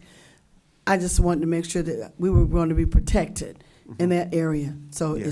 it goes under neglect and abandonment, because that's exactly what was going on. Yeah. All right, thank you. Yeah, as long as you make the call to DCF, we're legally protected for any good faith call we make to DCF to report any suspected child abuse, neglect, or endangerment. Thank you. Okay, let's just take a pause here. The clock is not working.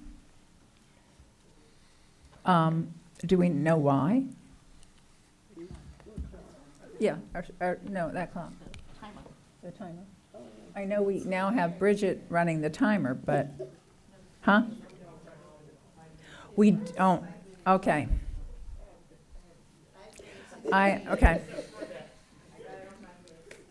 Okay.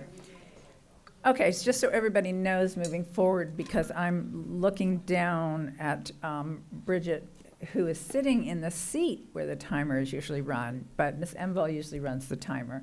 And I think, as most people know, she's out with a family emergency.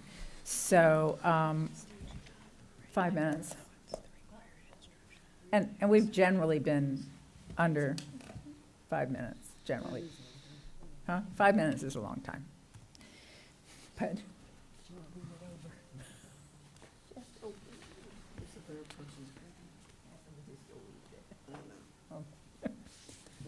that's okay.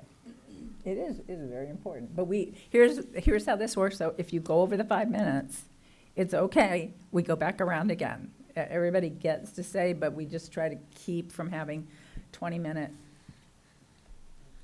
I want to say filibusters, but that's not really the correct term, but sometimes it has felt like that in the past.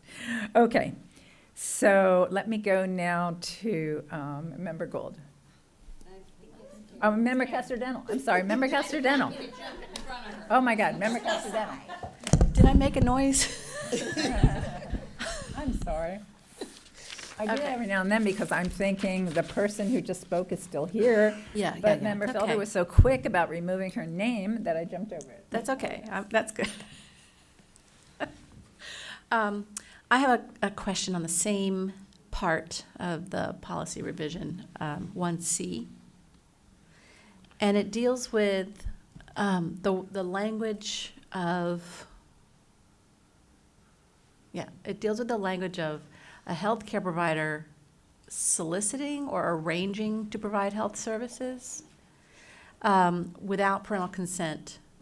How does that affect our community partnership schools or schools that have clinics on site with healthcare professionals to serve our students, whether it's a nurse or a doctor or a dentist? I just see that would be kind of difficult for students to know about the services if they're not really being solicited or informed of these services. I mean, are they not allowed to let the student body know what they offer, or when there might be a need, or are they not allowed to interact with them? Because I know that is an approach to help more of our students get the services that they deserve and need and require.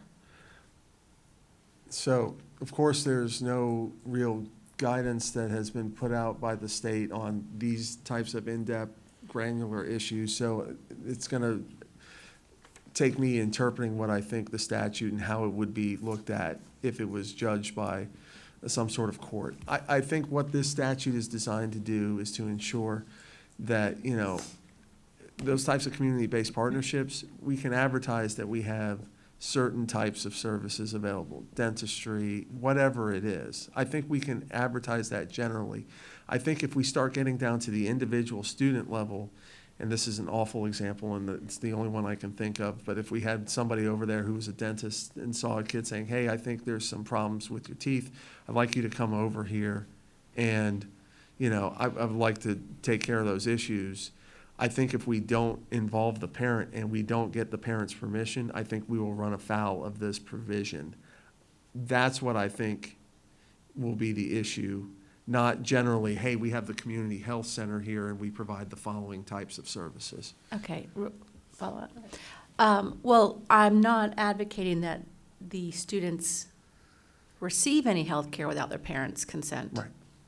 But it sounds strange that the medical providers can't inform the students or invite them. And then once they agree, like, yeah, that's a great idea. I didn't know I could go get whatever here. Let me have the form to take it to my parent. Do you have to have that parent consent in first? Because I know that at one of our high schools, there was an issue with half the students did not return that form. So they don't always know which students have gotten that consent yet. So their procedures involve talking directly to the students and then encourage them to then get their parental consent before they, provide those services. It seems like that would be like a murky area that someone could get caught in unnecessarily. I agree, it is a murky area. This is where my inherent caution comes in, right? I think the most cautious and most legally defensible approach is to, before you even solicit the child, get the child individually, is to get the parental permission before you do that. If you do that, you are going to be 100% safe under the statute. I cannot guarantee you the other way, where if you don't get the parent's permission before you directly solicit that child, that we would not get into an issue. Okay, let me just give you an example, and let me know if this is an issue. So there's a group of students in the cafeteria having lunch together, and a nurse comes through to just be visible, introduce themselves, to the students? Can they go up and say, I am the nurse here, not really addressing any individual student, but the group, and let them know what services they provide. I can give you your flu shot. I can do all sorts of things. It's right here on campus. We're here conveniently to make this help, doable for you. We just need your parent consent. We have parent consent forms in the office, or you can pick one up on your way home if you're interested in doing that. If your parents have a question, they can ask me. We just want to let you know that for convenience sake, we are here on campus, and this is what we offer. So it's not a direct solicitation to an individual child, just letting them know personally, this is who I am. Is that a problem? That's right on the line, in my opinion. That is, and I don't know if it's over the line or not. I would just say, in order for the parent, the safest course would be, hey, I'm the nurse here. We have general services. Mm-hmm. And here's what we do. Tell your parents about it. If your parents have any issue, have them reach out to us. We'll be more than happy to talk to them. That's as comfortable as I would get, given the contours of this thing, this law, and how a lot of it hasn't been defined that way. Because here's how this law is going to be defined. It'll be the parent who decides that, hey, you've solicited my child for healthcare services without first obtaining my permission before you even solicited them, and I'm filing an action against you under the Parents' Bill of Rights. And then we'll go in front of some sort of, either it's a magistrate or an ALJ, and we'll figure out what the contours of the law is. So our good close personal friends in Palm Beach County actually have somebody who has filed a challenge under the Parental Rights Act, or Parental Bill of Rights, and so we're going to see how that starts to work out here in the next few months. But I have to be somewhat conservative, not in the political sense, but in I'm trying not to run us into an issue. So I would rather have the nurse just speak very generally that these are the level of services that we have. Tell your parents about it and have them contact us if they're interested in it, and not necessarily saying, I think you should get this service or that service. I think that I think that's that not runs what they over. would do either. Right. When they talk to students. So, No. okay. And it may be one of those things where we just have general advertisements by the community health center as to the type of services that we provide. Maybe we put it out in a parent newsletter that says, hey, we have a community health service that provides boom, boom, boom, Right. boom, boom. If you're interested, please call. That might be the safest way to do it until we figure out the contours of the law, just to put it out in a parent's newsletter to say, this is what we have on campus. That would be preferable to me than the nurse going directly to talk to kids, because at that point, it introduces a bunch of gray into the situation that I don't know how it will turn out. Thank you. Yes, ma'am. Okay. And right on time. Member Gould. This is two questions. One is a follow-up to that. So how does sports physicals fit into that notification of a very specific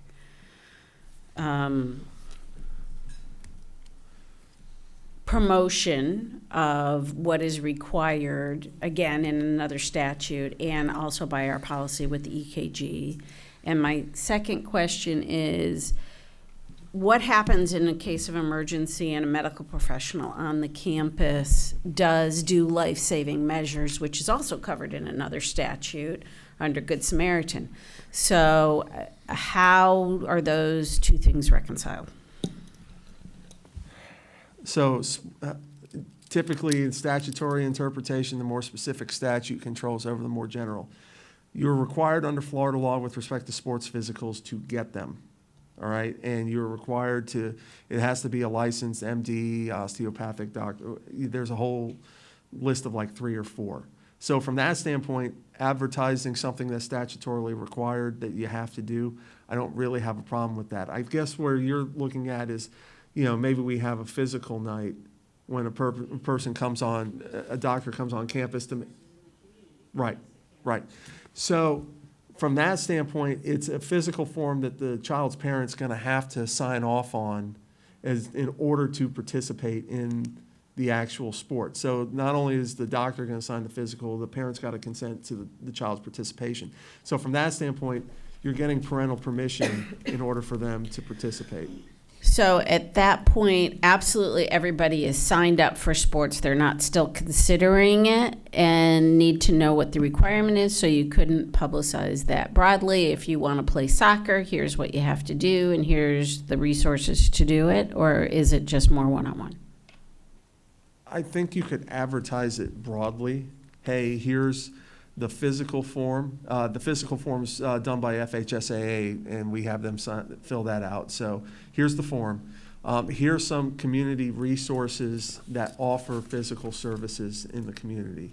You can obviously go to your own personal doctor if you have one. If you don't have one, here's a list of doctors that All the primary care access network Yeah. group for un- and underinsured and all of that. Okay. I And just want to make sure we're not preventing people, especially with anything we add on to the difficulty of this, of accessing healthcare and not getting it. So that's great. And then about the emergency. on the emergencies, if there is a medical professional that engages in life-saving activities on a child on campus, I think that's a pick your poison type deal, number one. First of all, that Good Samaritan law does exempt any liability for somebody who engages in good faith in trying to provide life-saving care from liability.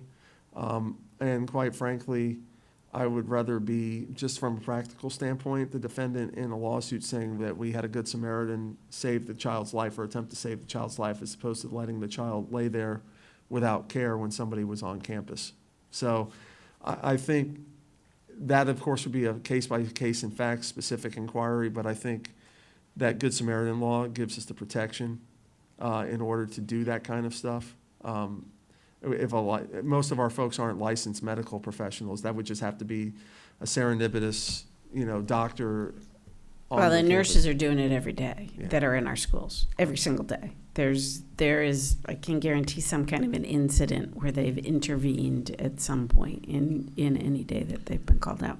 And it's kind of in conflict to having defibrillators on campus, right?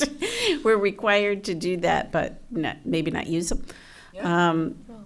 I mean, it's just, I just want to make sure that nothing's going to prevent us from saving a child if possible. I think it's. Or a staff member. I think it's very fair to say that there are a lot of moving parts with this law and other previous statutory enactments by the legislature. And it's hard to navigate those in hypotheticals. We're just going to have to deal with the situation when it occurs. And to me, if you have a kid in dire medical condition or an adult in dire medical, and remember, this is Parents' Bill of Rights, so this doesn't apply to a nurse who sees a staff member have a heart attack and starts giving them CPR. But I think, like I said, from just a pure risk management standpoint, I'd rather be defending that we tried to save the kid's life in a medical emergency as opposed to we let the kid, just sit there while we were determining what we were doing. Right. Okay, thank you. Along those lines, Member Gould, I think we should be strategic this next legislative session and try to get a few amendments in there. I can see where there was definitely an effort made to kind of anticipate certain things, but a clarification of a life-threatening situation wouldn't be a hard thing to get passed. And I hate that I'm going to say this, but as long as the right person introduces it, because unfortunately, the way politics works in Tallahassee, a good idea could die for lack of having the right support. So I think we just need to be strategic and look at the areas that we think, and we'll certainly need help from legal, the areas that we've touched on, the areas that we think may prohibit us from doing what we need to do that's in the student's best interest, and as narrowly as we can, because the narrower, the more likely that we'll be successful. But we have defibrillators. We certainly don't want to be in a situation, a child choking, and we know CPR. I mean, nobody is going to, if I see a child choking, I don't really care what the consequences are. I'm going to help that child. But it would be good if we could clear the air on those types of issues. So, Member Ferrant, you're up.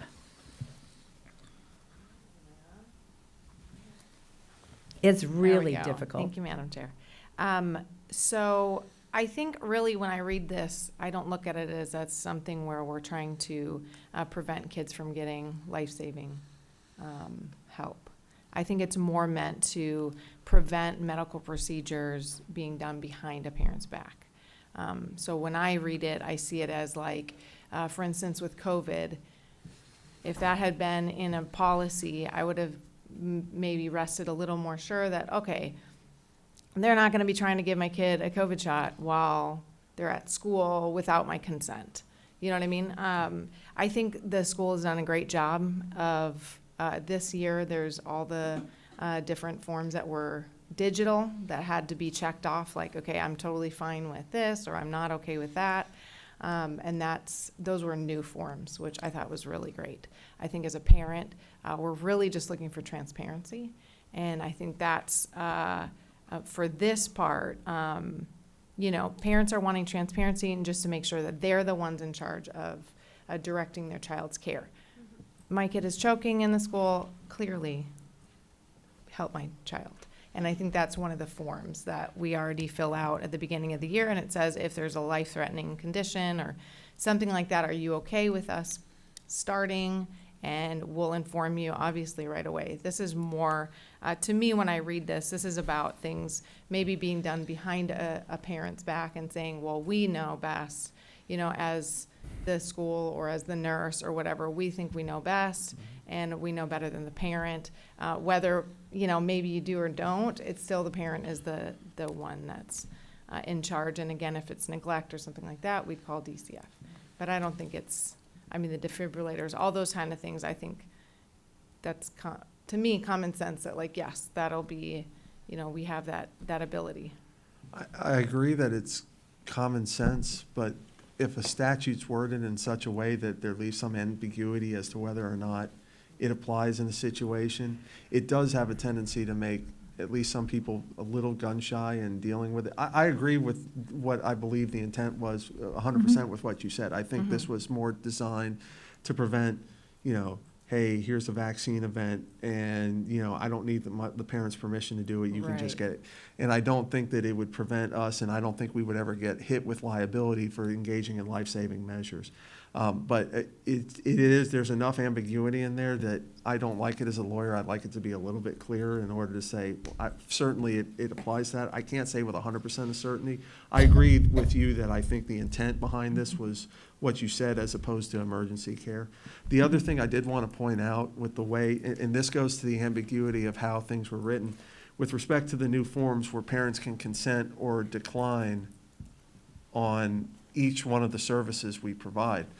So the legislative history, and I think it was 1557, says you have to allow parents to individually agree to or decline each service. So what we've seen a lot with our students is some of them have not, and their parents have not returned the form.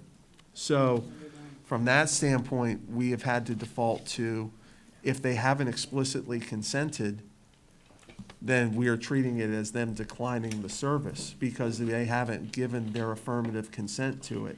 And that's problematic. Just, some of these parents may have wanted to have their kids have the services, but by not filling out the form and with the way the legislative history on the bill read, we're left with them, hey, they haven't filled it out. It's actually, we can't provide the service because they haven't affirmatively consented to it. Go ahead, follow up. Okay, so if that were to happen, is there a way for the school to contact those parents then and just say, hey, we're going to just look through this real quick?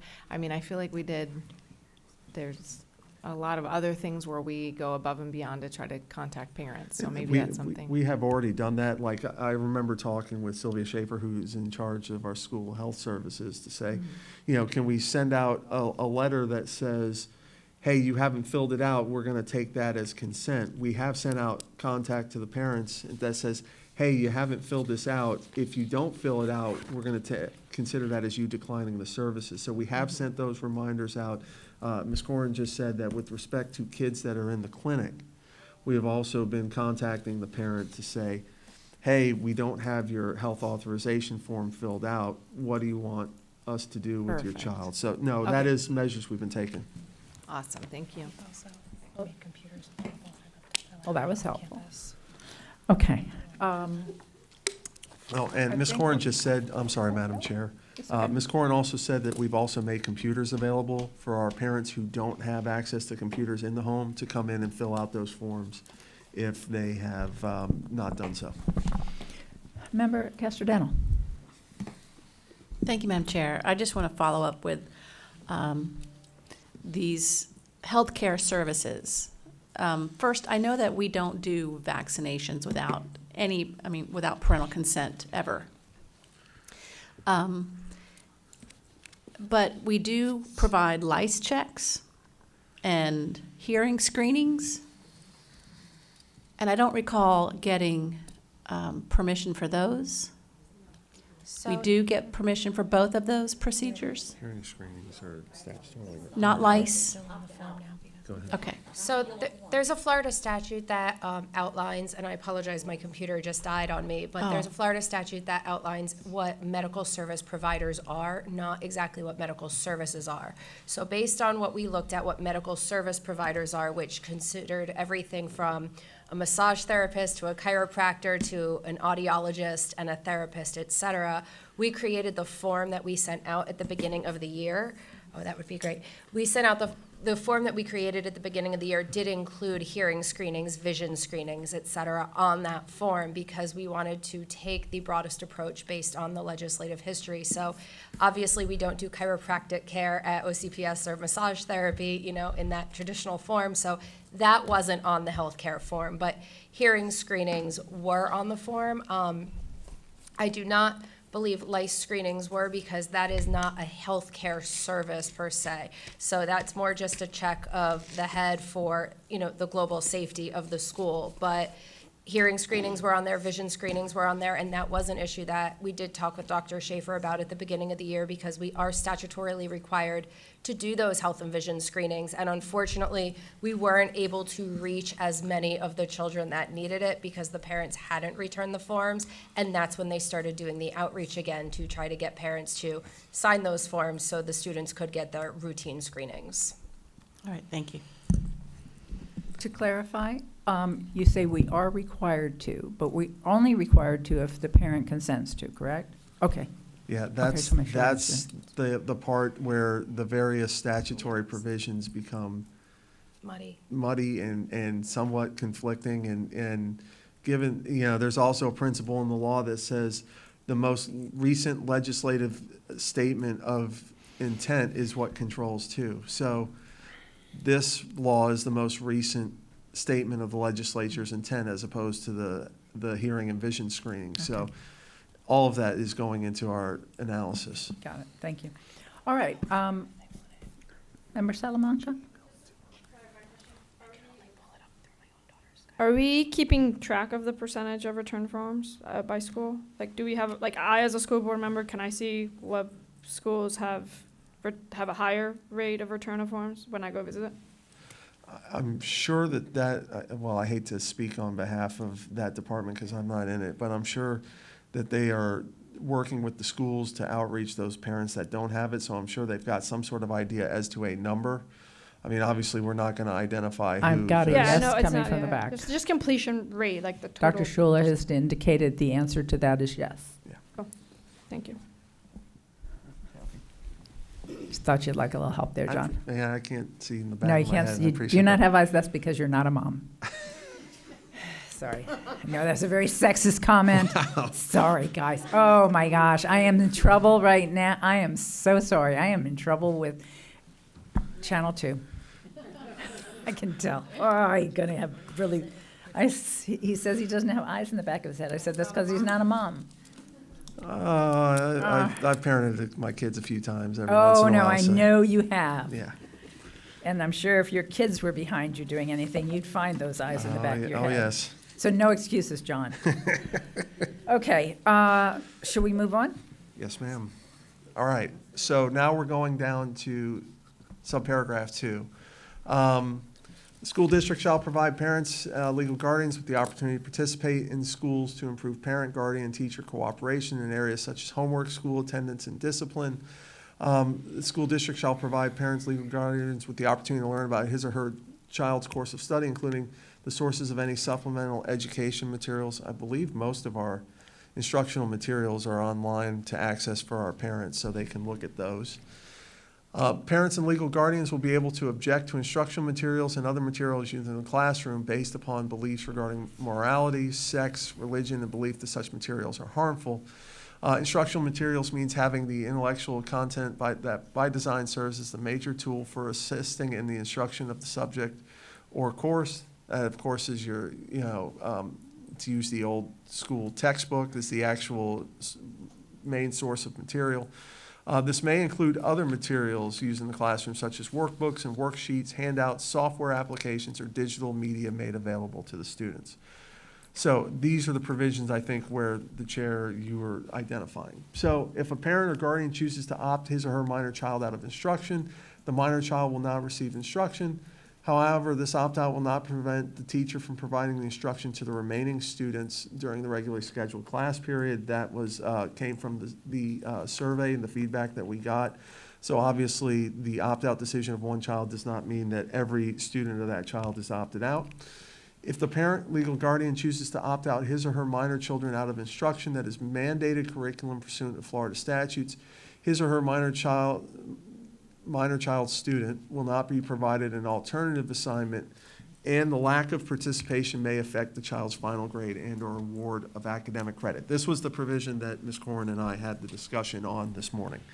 So, for example, there is a specific provision that allows for the opting out of, sexually, human sexuality, reproductive diseases, and that kind of stuff. The way this is not meant to say if the student opts out of that their grade may be affected, because statutorily they have the right to opt out and they should not be penalized for opting out. But let's say, and Ms. Corrin used the example of an American history class, and she used the example of a Holocaust denier, a parent who denies the existence of the Holocaust and says, I want to opt my child out of any discussion of World War II and the Holocaust. And remember, the Holocaust is required instruction under 1003-42. You have to have a certain amount of seat time in a class in order to get credit for the course under Florida law. So you couldn't have a parent that opts a student out of the, so much of the class time that it denies their ability to earn the minimum amount of seat time necessary in order to get credit in that class. So that's what this provision was designed to do. I read it probably the same way you did, Madam Chair, at first this morning, where I'm like, oh, does this mean that if a kid opts out, there's some discretion of, like, say, human sexuality and reproductive health, there's some discretion on the teacher's part to give the kid a 0 and drop their average? No. That's not what this is intended to do. This is intended to ensure that parent gets to opt the child out of certain subjects, but it's still a recognition that they have to meet the minimum amount of seat time in order to earn credit in that class. So that's what provision 2 is intended to describe. And then provision number 3, participation in advanced placement, international baccalaureate, Cambridge, or other similar programs mandate required curriculum. Students participating in these programs cannot opt out of the required curriculum. If a parent or legal guardian objects to his or her minor child's participation, the child will be transferred out of the program. We've had this discussion at the board table previously, and this is just a codification of that we don't control AP, IB, Cambridge, and their curriculum. That is their curriculum. That is a take it or leave it proposition. And if parents don't want their kids exposed to it, because it is college level curriculum, it does have adult themes in it, then the parents can make a choice not to have their child placed in that program, and that's what provision number 3 is meant to do. So if we can just stop here for a Yes, ma'am. second. Actually, the issues, I didn't have that issue with number 2. I wasn't thinking that that the student was going to be penalized because they didn't take the health education portion. What I was thinking was there might be other subject matters, as you pointed out, that the child is not learning. And I wasn't thinking about seat time, but that makes sense. I was thinking about failing American history because the parent said, we don't want the child taken fairly. Yeah, and so this made sense to me that if the state says you must learn X, Y, Z, you don't have to take sexual education, but the rest of the stuff you have to learn. If you don't learn it, there's a consequence. But as much as it made sense to me, and I think it's consistent with the intent of the legislature, it's not in here, and we're putting it in here based on the survey. And number 3, I think makes sense too, because we have no control over the curriculum. We've evaluated that. We've been through that process of trying to see if we could have that flexibility. We can't. So if you opt into these classes, then you're going to have what the curriculum that they're teaching. I understand that. I think it's good that we put it here and we put everybody on notice. So I like all 3 of these. I was just a little uncomfortable because I thought we were going through almost a ministerial act of adopting everything they have, and we've added a couple things. So what I want a clarification is, can we add these things? Yes, as long as they do not conflict with the dictates of the statute, I believe you can add that, and it won't run afoul of the law. And we feel like three of all of them, I felt like could conflict. No, I don't. Okay. I don't Okay. think that's a problem. It's an optional program as far as getting a standard high school diploma. You do not have to go into. I'm sorry, I'm getting away from the mic. You don't have to go into advanced placement. You don't have to go into IB. You can take a standard English curriculum in order to get a standard high school diploma. So I don't think that this conflicts because we still offer the option of that regular curriculum. If parents don't want to expose their child to the AP curriculum, which we have no control over, we have to inform them that we have no control over it, and so they can make a choice whether or not to put their kid in there or not. Okay, I'm good with that. Vice Chair. Thank you, Madam Chair.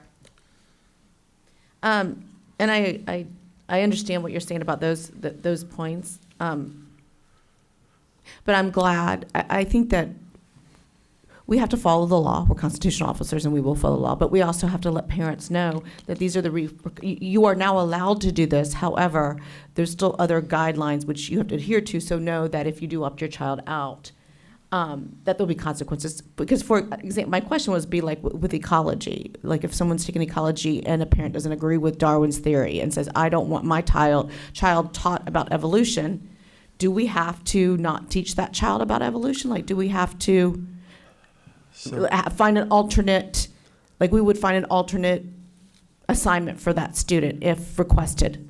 That's a very interesting issue because if you look at your standard biological, the Florida standards on biological sciences, it will include evolution as something that is required to be taught. And there's an EOC attached to that biology exam. Yes. Yes, So there is. would still be questions on that. So that's, I think we have to be transparent. As Member Farrant said, like these rules, these laws will change the way that we're doing business. And we need to make sure that parents understand the consequences too. Like there's only so much in our control. We can be as transparent as possible. But when you go in, and the same thing, like what about opting out of tests? Like that's not listed. But there used to be a huge opt-out movement where everybody wanted to opt out of EOCs. They wanted to opt out of the FSAs. And if they do that and we go between 94%, then everybody gets into trouble, including the teachers, their evaluations, like a lot of bad things happen. So do we have to let them now know that they can opt out of all those exams if they choose? Because if you can opt out of assignments, you should be able to opt out of EOCs, you should be able to opt out of the FSA, you should be able to, as a parent, choose what you want your child to do. So I understand the point you're making. Of course, I have, at the point now, have to remind everybody here that there is an actual case that says parents do not have the right to opt out of standardized tests as established by the state legislature in the statutes, because we were sued.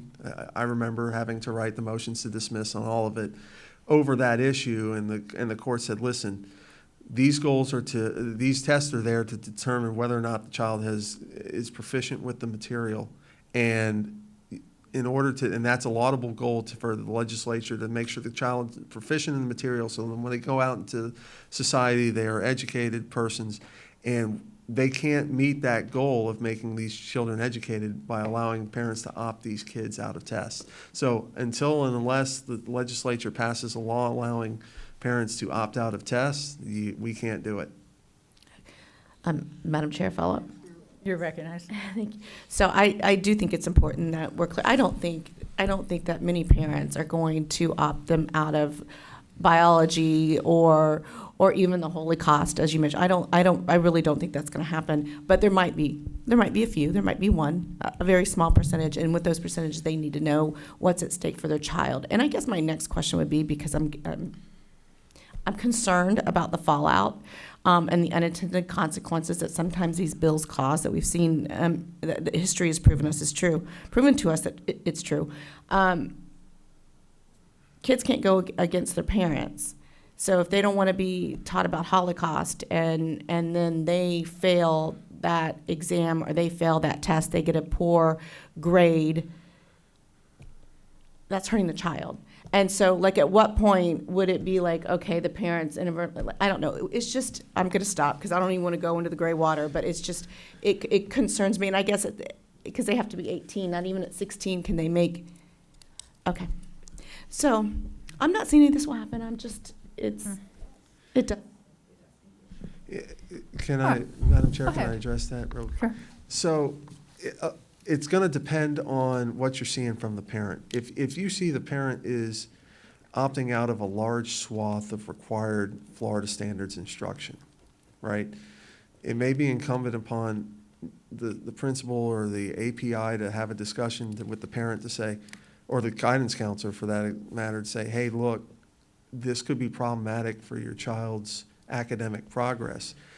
If you have these types of objections to this swath of material, there are other options, but under the Florida standards that we have to teach, that the State Board of Education says we have to teach, this is required instruction. And it depends on how much of it. If they're just pulling them out of the human sexuality and reproductive health unit, I wouldn't say have that conversation. But if it's, hey, I think what you guys teach for U.S. history is not an accurate representation, I think what you teach in biology is not an accurate representation, then there may be a conversation necessary with the parent to say, this may not be the option educationally for you because there's a variety of options that we have to educate children as this law recognizes. All right, let's move on to Member Felder. Thank you, Chair. This has always been very interesting dialogue for me in terms of what you want your child to be taught and what actually is happening and what has happened. I think that we've done, as a board, the best that we could in terms of establishing policy along with what the state has handed out. But my concern is that I don't want teachers to feel any sense of insecurity or any fear of losing their job, but because they are teaching accurate information that occurred. And because a parent or a child is devastated over the truth of the matter, that it should not be taught. I'm a teacher. Many of us up here are. I've been an educator for a long time, and I grew up in the home of an educator. And to not have the opportunity to learn whatever I didn't understand, whatever hurt me, it's detrimental, it's unheard of. And I'm hoping that we have a way to let parents know that if your child is on this strict academic path, these are some things they're going to have to learn. I may have to end up coming back to this, but I remember the first time I was introduced to the Holocaust. And then I was devastated. And then when I was told I had to teach it, I took a trip to Amsterdam so I could see the concentration camps, so I can come back and share with my students. I'm hoping that we can, because I know parents are concerned. Children do get devastated at an early age, seeing stuff. But I just hope that while we're putting all of these legalities in place, that we do not ruin the child's opportunity to discern. Because we're in a learning stage now for kids. They have to come to a point of making a decision, but they need to have material so they can think about what is really right for them or what is really wrong. So I see there's a lot of redlining, as Member Gould was saying, but I think we've done the best that we could do, and we're probably going to have to come back and revisit some of this, because there are going to be some parents, I guarantee you, in the year to come, they're going to have some issues. There are going to be some teachers who are going to feel so frustrated because they just want to teach literature that has occurred, and they're going to feel like that they are going to be punished, and principals are going to get nervous. I wouldn't be nervous. I'm going to teach the truth. So I appreciate the effort. And this board, I have confidence that this board, we're going to look at all of this, and we're going to do our best to make the right decisions for our children and our students and our children that are going to be a part of this beautiful learning experience. I want to say a lot more, but I don't have time. But I think you're getting the gist of what I'm saying. So I'm done for right now. Okay. Member Ferrand. Okay, I think, thank you, by the way. I think really, again, it just comes down to transparency. So is there a way to ensure that every parent, when they, have their kid in whatever class, they know exactly what is going to be taught, what's in it. So at the beginning of the year, they could say, you know what, actually, there's a whole bunch of stuff in here that I'm not super comfortable with.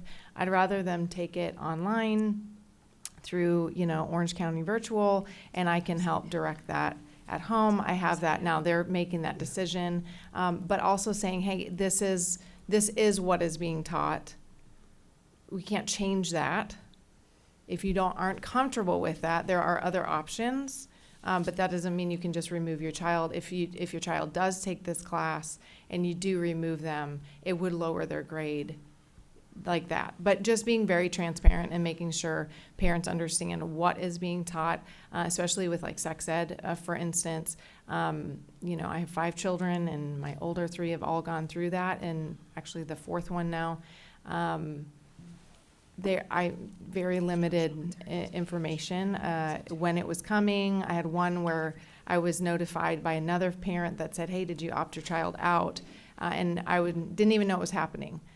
So maybe being more transparent with that, where a teacher can, email the parents, and it specifically says in the title, like, this is what was, hey, just want to keep you informed, so parents understand what's coming. Although it says that happens, it gets slipped through the cracks a lot. So we just want to, for me, I think that's something that was a concern that I've heard a lot, that parents are just wanting transparency with that. The AP class, last thing, I have heard from quite a few parents. I don't think it's every AP class, but there's certain AP ones where there's books required, additional reading, and those books have explicit content. They're adult books. It's an adult class. It's a college level class.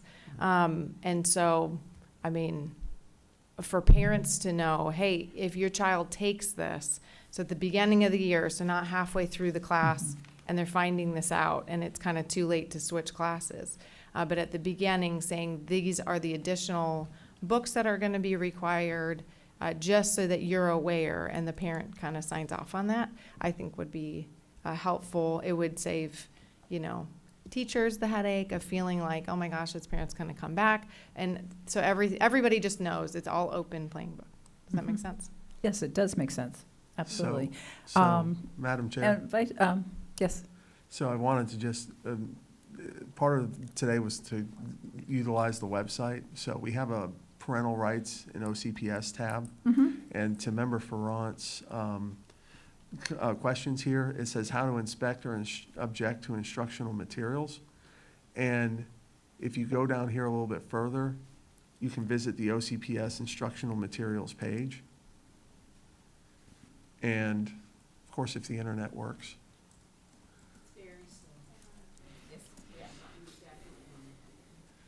So it'll have links to instructional materials, currently adopted instructional materials, FLDOE instructional materials. So this is a wide variety of information that's available to parents if they want to look up as to what is in the actual course that is being taught. This is a relatively new up on the website, but it is there for parents who have concerns. Going forward, it will be located at this webpage, so they can get at what instructional materials are in the class, and they can take a look for themselves to see whether or not that class is correct for their child or not. So perhaps because this is here, but parents don't necessarily know to look for it here, I think we could work on, and Dr. Vasquez, this would be for you to look at, how can we make sure that the information on opting your children out of sex ed is very bold and in front of parents and when that's going to take place. So it's not just, all your information you get at the beginning of the year. And then I agree with you. I think that on the AP classes, let's not wait till they're in the class and then a book comes up and then we're pulling them out. I think there should be a, advanced notification of what those what that could look like. I think that, like you said, transparency and letting parents know as soon as possible would be ideal. Yes. So I'm believe, and I'm getting the nod, that that has already been done to the parents as part of the opening materials for the AP classes and the what they're aware of. As far as for the opting out, we can go back and share the information, but schools also have received through I believe the deputy's newsletter, the information to share with parents to be able to opt out, and that goes through the schools. But we'll go back and make sure that it's prominent. And can you also share with us exactly what that looks like for the AP classes, so that we know what parents are seeing? We can share the memo and the information that we sent out, and I'll check with staff to see if it was a common statement that was to be included in the materials that are giving out at open house and meet your teacher, or if it was left to individual teachers. Thank you. Member Gould. So I love all the improvements to access for that transparency, but at the same time, parents need to be engaged and proactive, especially in some of the coursework that is common. So AP, for example, if they don't understand that's a college level course and an adult course, I don't know how transparency is going to help with that, quite honestly. I think we need to make sure that everything is absolutely accessible, but at the same time, we need parents to work with the guidance counselors when they're planning schedules, work with their kids' planning schedules, and that more active, as I think all of us up here have been extremely active in our own kids' education, that is out there. And anything to make it easy. I would also suggest that we put those that link to the curriculum on every single homepage of our schools, because that is part of that. I know the parent right is, but when it comes to that curriculum access, just that quick link, I don't think that one is there. Okay. I'm not sure on that because I haven't looked in a long time, but I don't think the curriculum say that 5 times fast. Curriculum quick link is there. So, but yes, I do think people get surprised sometimes with things because they don't necessarily understand until they've read a headline or heard on Facebook or had a friend say something to them. But AP classes are college courses, and if you don't understand that and what your child is taking, even from the early ages when you're in middle school and you're getting advanced placement high school classes, those are then, designed for that child that's a year older. But your child has qualified to be able to take that, and people really need to understand that's that progression and that opportunity for students. But there comes a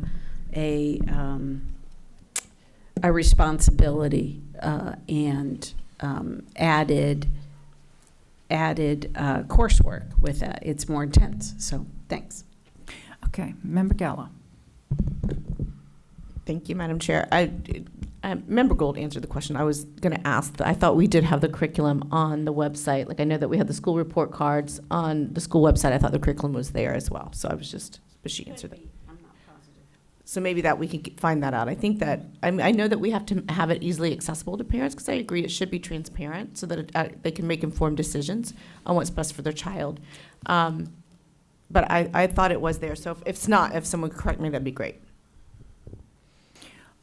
Okay, follow up to Member Gould's comments. I agree with you in terms of what parents should do, but I don't think that's always the case. I think that there are a lot of times when the guidance counselor is suggesting you're ready for this class, and busy parents want to see their kids excel, and they're putting them in classes and maybe not knowing half as much as you know. And that's where I think us going the extra mile and letting them know that that is an adult college level class, and there may be material in there that they may not be comfortable with, or adult level material, I think would eliminate some problems up front. And there's a lot of things that I could say parents should do from preschool on up. But all parents don't have the same capabilities. All parents don't have the same bandwidth, depending on their personal situations. So I think whatever we can do to help make those informed decisions is good. The one concern that I have is that we do send out a lot of information. And there is a risk of overloading people with so much information that none of it just turns into just a blurry blob of noise. So figuring out how to make sure that parents see what they need to see is always a challenge for us. And I don't know what the answer to that is, but I know that will be with the Student Code of Conduct. There's a lot to read in the Student Code of Conduct. It's something I want to bring back to the board for a specific small change, but I do know how much we send out to parents, and so we have to figure out how to make sure that message is getting to them. And so maybe we make sure this is only somehow going to parents that are where the guidance counselor is recommending AP courses. So it's not every parent getting that, because then it does become useless noise. Okay. Ms. Salamanca. So with the point number 1 at the end of that, where it says, will not prevent the teacher from providing the instruction to the remaining students. I guess I want to make sure teachers really know this, and this is very clearly communicated to them. I think a lot of them are feeling a heavy burden of having to change their curriculum to accommodate for potentially what is a smaller percentage of students who would opt out of certain material. I took 19 AP classes by the time I graduated high school. The best type of books I ever read was in AP classes that challenged me and opened my mind to what the world is really like. I want to make sure that teachers know that it is okay for them to keep some of the curriculum they have, but that they are, actively encouraging transparency from their schools and letting parents and students know they can opt out. So I don't know if that comes from maybe better communication on the district. I think teachers just want to know that they don't have to spend all summer redoing their curriculum because of the legislative changes. They can opt out. Good point. All right, Mr. Palmerini, we're ready to move on. Thank you, Madam Chair. Going down to D here, we've had a lot of discussion about this. Parents can withdraw their minor child from any portion of the school district's comprehensive health education that relates to sex education or instruction in acquired immune deficiency syndrome, education, or any instruction regarding sexuality if the parent provides a written objection to his or her minor child's participation. They shall be notified in advance of such course content so that they may withdraw their minor child from that portion of the course. That, of course, is statutory, so this is replicating the statute. Parents or legal guardians shall have the opportunity to learn about the nature and purpose of clubs and activities offered at the minor child's school.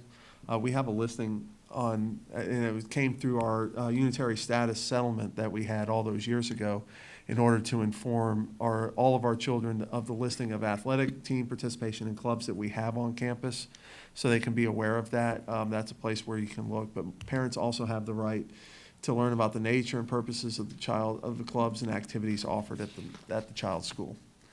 Request for information. This is a statutory requirement. Parent or legal guardian can request in writing from the school district superintendent by sending an email to questions@ocps.net the information required under this section. We then have 10 days to provide such information to the parent or guardian about any rights that they have under the Parents' Bill of Rights or the Parental Rights in Education law. If we deny access to information, then we have to set, or we don't respond within 10 days, the parent can then request that an item be placed on the school board's agenda for discussion and decision. We would have to put it on the next regularly scheduled public meeting. Basically, the existing board members know this for the two new ones under section 120.525. We have to advertise our meetings within 7 days before the meeting actually occurs of our agenda items. So that's statutorily required. If we can't meet that 7-day deadline, what this means is that we would put it on the next meeting thereafter to get the parent on the agenda. So that provision is statutory. And then the school district will inform parents or legal guardians on the district's website, and we listed the Parents' Bill of Rights.ocps.net, how to opt out of comprehensive health education, receive information about school choice options, exempt a child from immunizations. Just as a note, the current exemptions for immunizations are religiously based under another statute. I think it's 1003-32. Don't ask me why I know that statute by heart, I do. Review statewide standardized test assessment results, qualify a child in gifted or special education programs, inspect instructional materials, access information relating to school district's policies for promotion or retention, including high school graduation requirements. Obviously, that's in our student progression plan. I think it's policy IA. Access the school report card and be informed of his or her minor child's attendance requirements. Access information relating to state's public education system, state standards, report card requirements, attendance requirements, instructional material requirements. Participate in parent-teacher associations and organizations that are sanctioned by a district school board or Department of Education. Opt out of any district-level data collection relating to his or her minor child not required by law. And provide consent for health care services for their children. That is all, again, required by the Parents' Bill of Rights. And as Ms. Corin has just informed me, the website that I just showed you also has all of that information on it as well. All right, let's begin with Member Salamanca. Okay, no problem. Member Castellano. Thank you, Madam Chair. I have two questions. One is simple. When you refer to the minor child, That sounds redundant to me, but is that just to differentiate between 17-year-olds and under versus an 18-year-old student? Yes. Yes, that's correct. So an 18-year-old student has their own rights they can assert. Yeah, assuming, of course, that the 18-year-old hasn't been made, doesn't have a guardian. You know, for example, our special ed kids may have, 18-year-olds may have guardians that make educational decisions for them. But once you reach the age of majority, then those rights transfer to the student at 18. Okay. My second question is, when a parent or student opts out of the comprehensive health education, that includes much more than sex education. Are they, and I thought that health education was required by the state. It is under 1342. I had that statute up earlier. Give me a second. It does. Hold on, I got it. This, of course, requires the internet to pull something up. Here we go.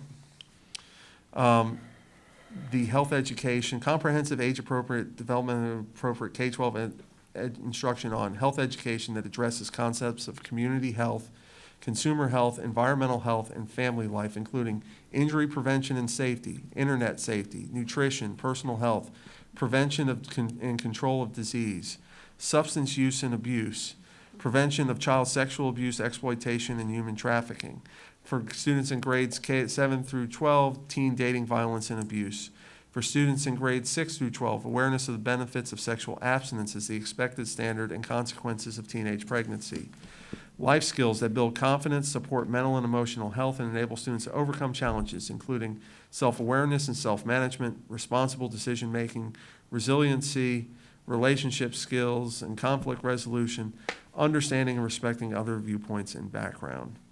And for grades 9 through 12, developing leadership skills, interpersonal skills, organizational skills, and research skills. So that is the list of comprehensive health education items that we have to address under 1342.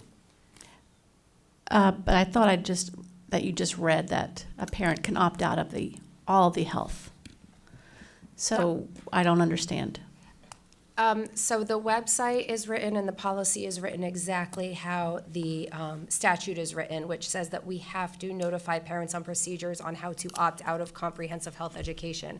However, pursuant to Florida Statute 1003.42, parents are actually only able to exempt their children out from the teaching of reproductive health or any disease, including HIV and AIDS. So they are able to opt out without, for lack of a better word, a penalty, the HIV and AIDS section. However, if they were to opt out of any of the other sections, then what we talked about in sections 1, 2, and 3 of the opt-out would then apply. So if that makes sense. So the part that they can opt out of all of it, just like they can opt out of anything else now. But the parts that are excused as far as a penalty for curriculum would be the reproductive section. Again, a lack of model I'm of sorry. clarity. Would not affect their grade if they opt out of the sexual.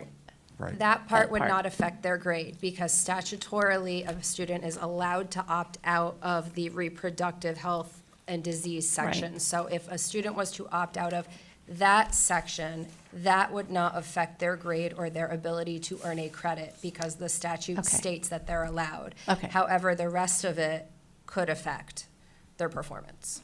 Okay, so that is written in the website. It is. What the limits are on Yes. opting out. So you It- don't just opt out of all of health.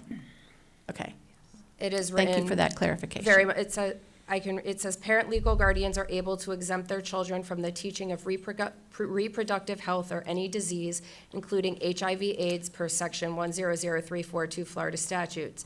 Parent legal guardians who wish to exempt their children from participating in reproductive health and disease instruction, including instruction related to HIV AIDS, can make a written request to their children's school principal. Visit your children's school website for principal contact information. Okay, I misunderstood and thought that they were able to opt out of the whole health. So it's No, just and- that part. and Thank if- you. And if I said that incorrectly, I apologize. No, I don't think you did. I think it was my lack of understanding. No, it's actually written, you are correct, in the statute as procedures to opt out of comprehensive health education, which is why we wrote it this way in the statute. Okay. We clarified on the website so that it was clear for parents when they went to that section on the website, what the information on what they can and cannot do. So, John, we can blame the legislature. Okay, done. Hey, it's Not on that note. I'm going to come back, I'm going to follow up on yours in just a minute. Vice Chair.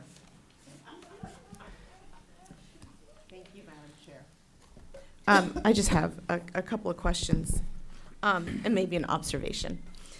So, on the 2E, the parents have the opportunity, on the clubs and the activities, that's currently online, right? Like, I know that when I went, we've been doing that for years, so we're just kind of now codifying that in policy that it has to happen, even though we've been doing it. And then, on the 3A, a lot of this information, I would imagine, that would get emailed to the superintendent is something that's already easily accessible.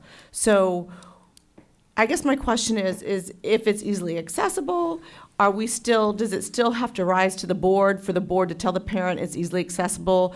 Would the superintendent then just provide a link? Because a lot of this, sorry, my phone's ringing.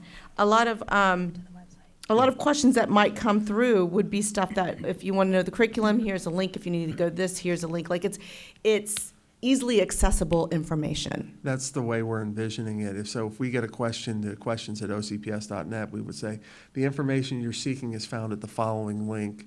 Here it is, send it to them. And, at that point, this only applies if we refuse to provide, this provision statutorily only applies if we refuse to provide the information or for whatever reason we just don't, ignore the parent's question and don't answer. That's when it comes before you all, but. Because sometimes that happens, like people miss emails, Yeah. not intentionally, but. You're right, it does. And so what I would envision if we ever were in that situation would be if we received a request that this issue be agenda before the board, if we missed it, we would say, oh, we missed the email, apologies, here's the information you're seeking, we apologize for not getting it to you, and that hopefully that would take care of it so it doesn't have to come to you all, right? Could we, and this is just a suggestion, it might not even be a good one depending on how you look at it. So we have an email set up to where parents could respond. Could we just have an automatic reply that says, if you're looking for information regarding blah, like have a couple of the high topics, the high trafficked topics that we know that parents ask the most, where it would just be an automatic reply. If your question is this, here's your information. If it's this, here's your information. If it's this, maybe the top 5. And that way it's an automatic response. And then they can kind of say, nope, that's not it. And then it would force us to respond just so that we're getting back to them very quickly and not even waiting the 10 days. That's certainly something that we could implement operationally. I'd leave it to the superintendent and her team about how best to do that. Dr. Vasquez. So we're currently working on a system to respond to all of your constituents' questions or requests through a systematic district-wide process that allows them to get a response as soon as we receive the email. We have 3 days. All the board members or the board members who are copied on the email will get the information and the response. We hope to have it up in January. It's a system that's currently being used in Duval and working very well, and it will take care of the timeliness, also making sure that all of the board members see what the response is. Sometimes, especially when multiple board members are copied on an email, they take different directions, so it's coming. Thank you. And then one final question, Madam Chair.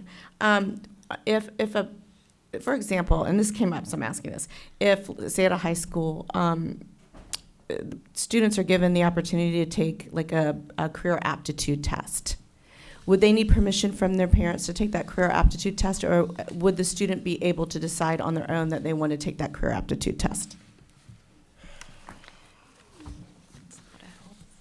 See, And you can get back to me if you. yeah, you know what, let me do that, because I want to look at the particular language on it. At first blush, I think they could take that on their own, but let me confirm that just by looking at the statute to make sure I don't have any issue. Wonderful. If you can just let us all know too. Yeah, just so- I'll send, Thank you. I'll shoot you guys an email. Thank you so much. Yes, ma'am. A tiny thing, but I think it was member Burton, oh, it might have been member Castrodano. One person, one of the board members asked the question about why we say minor child. In some cases, we say minor child, in other cases, minor child student. I heard you kind of trip over that. And I did too when I was reading through this the other day, and I was like, do we have to say student? Sometimes we don't. We're obviously talking about the student. Anyway, for continuity, that's the kind of happy to glad change I think you guys can make. Yes. I won't tell you where you're missing a space on 2 words, because I would be so tacky to do that, so I won't bring that up. But I'm sure you'll find it. But it's there. But it's there. Okay. Yeah, I took that out of my notes. Okay, but I do have one serious question.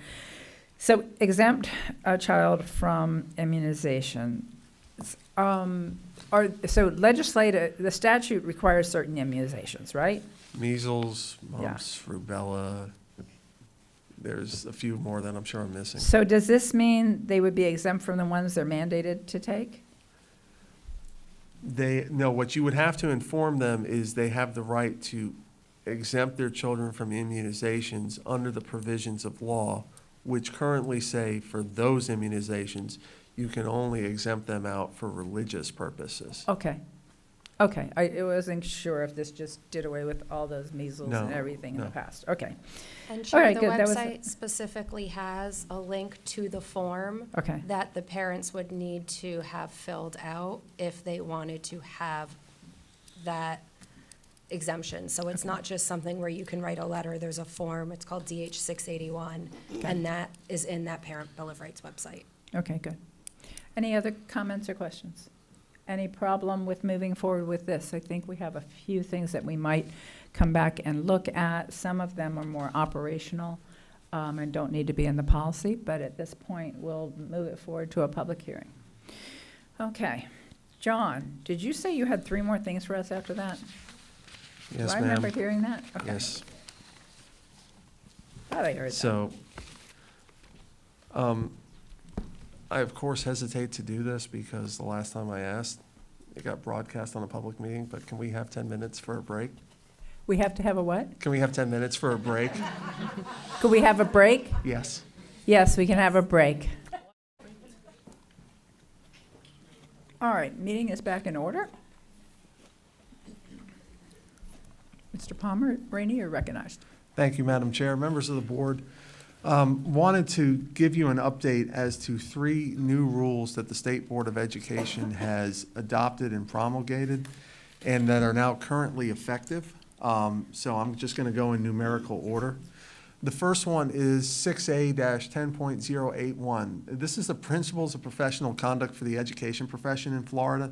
This is the rule that governs teachers and administrators' conduct as people with certificates from the Florida Department of Education. Violation of the Principles of Professional Conduct could lead to disciplinary action by the school district. It could also lead to potential sanctions of a teaching or an administrative certificate. So I wanted to make you all aware of the changes in the rule and as to what's going to be required. The first one is section 2A6. It says, the obligation to the student requires that the individual shall not intentionally provide classroom instruction to students in kindergarten through grade 3 on sexual orientation and gender identity. That comes from House Bill 1557. The State Board of Education is codifying this as a potential basis for disciplinary action by school districts and potential sanction for a certificate if a teacher or some sort of administrator engages in that. And then the rule was updated to say an obligation the student requires that the individual not discriminate against any student on the protected characteristics, race, color, religion, sex, age, national or ethnic origin, political beliefs, marital status, Handicapping status, that's an old version of a law. It should say disabled, but they haven't updated it. Sexual orientation or social and family background, and shall make reasonable effort to ensure that student is protected from harassment or discrimination. And then it says discrimination on the basis of race, color, national origin, or sex includes subjecting any student to training or instruction that espouses, promotes, advances, inculcates, or compels such student to believe any of the concepts listed in 1000.05. So 1000.05 is the codification of House Bill 7. And that states what we can't compel student to believe any of the following concepts. Members of one race, color, national origin, or sex are morally superior to members of another race, color, national origin, or sex. A person, by virtue of his or her race, national origin, or sex, is inherently racist, sexist, or oppressive, whether consciously or unconsciously. A person's moral character or status is either privileged or oppressed is necessarily determined by his or her race, color, national origin, or sex. Members of one race, color, national origin, or sex cannot and should not attempt to treat others without respect to race, color, national origin, or sex. A person, by virtue of his race or his or her race, color, national origin, or sex, bears responsibility or should be discriminated against or receive adverse treatment because of the actions committed in the past by other members of the same race, color, national origin, or sex. A person, by virtue of his or her race, national origin, or sex, should be discriminated against or receive adverse treatment to achieve diversity, equity, or inclusion. A person, by virtue of his or her race, color, sex, or national origin, bears personal responsibility for and must feel guilt, anguish, or other forms of psychological distress because of actions in which the person played no part committed in the past by other members of the same race, color, national origin, or sex. Such virtues as merit, excellence, hard work, fairness, neutrality, objectivity, and racial colorblindness are racist or sexist or created by members of particular race, color, or national origin, or sex to oppress members of another race, color, national origin, or sex. So this new rule states neither the law or the new rule shall prohibit the discussion of these concepts that I just read off, but provided such training or instruction is given in an objective manner without endorsement of the concepts. So what this means is the teachers can describe the theories that we've just read into them, but cannot state such theories must be accepted or believed by students. So they can have an objective discussion of it, but under the rule and under the law, we cannot say this is something you should believe or not believe. Now, I want to say this comes from House Bill 7. You may have seen in the news a portion of House Bill 7 was ruled to be unconstitutional by a federal district judge in the Northern District in Tallahassee. However, it only applies to colleges and universities. That case did not include local school districts. So this is the law that is applicable to us. This is a memorandum that we plan on sending out to our teachers to say, or to our staff, and we're going to want our staff to forward it to our teachers to say, these are the things that are prohibited by the rule, and it could lead to not only disciplinary action with us, but it could lead to disciplinary action on your certificate. So, any questions on this one? We have another number of people. So let's start with Melissa Byrd. Member Byrd? Thank you, Chair. I don't really have a question. I just a suggestion. The last paragraph, and I like, by the way, that you have in here as a reminder, that section, because I think that it's very important. And Member Salamanca, I said that right? Did I say it right? Okay, good. Yay. As she mentioned earlier, that teachers are nervous. And so I'm wondering if maybe we could bold or underline that this new rule does not prohibit discussion of the concepts, but that they have to be in an objective manner. Just give it some emphasis there, because, you know, teachers get a lot of memos, and there's, you know, they're going to have 3 here, so maybe just emphasize that one part. Thank you. Vice Chair. Are you recognized? Thank you, Madam Chair. I agree with Member Byrd and Member Samanaka. I mess it up too sometimes. I'm fearful. we do have teachers are scared. They're scared on what to taught. I was just talking to Mr. Bixler about the new social studies curriculum. That's going to bring us new challenges as well. And I just want to make sure that our goal always is to inform our teachers, but when we inform them, we do so in such a way that doesn't frighten them. Like the rules just codified what was already kind of in statute. So however they've been teaching should be appropriate because we're adhering to the law. So this is just kind of a reminder that what you're doing. Because the last thing we want is to cause angst or our teachers to be uncomfortable or unsure of the content that they teach. So when this is, there'll be a lot of communication when this goes out to our teachers. So what are we going to do to help placate them and help them so that they're not nervous and that they are comfortable with what they're teaching? Like, what are we going to do to help them when those flood of questions come in? So this, you all may remember that I sent out a guidance memo in August on 1557.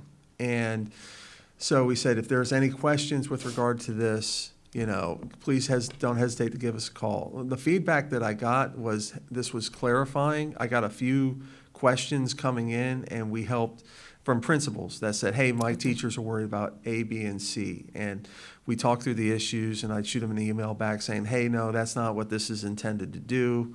And then, I said, feel free to share it with your teacher who was concerned about it. So that's the kind of stuff that we do. Obviously, we've also, the CTA got a copy of the memorandum of 1557 when we sent it out back in August. I would assume that we would do the exact same thing with this, just so.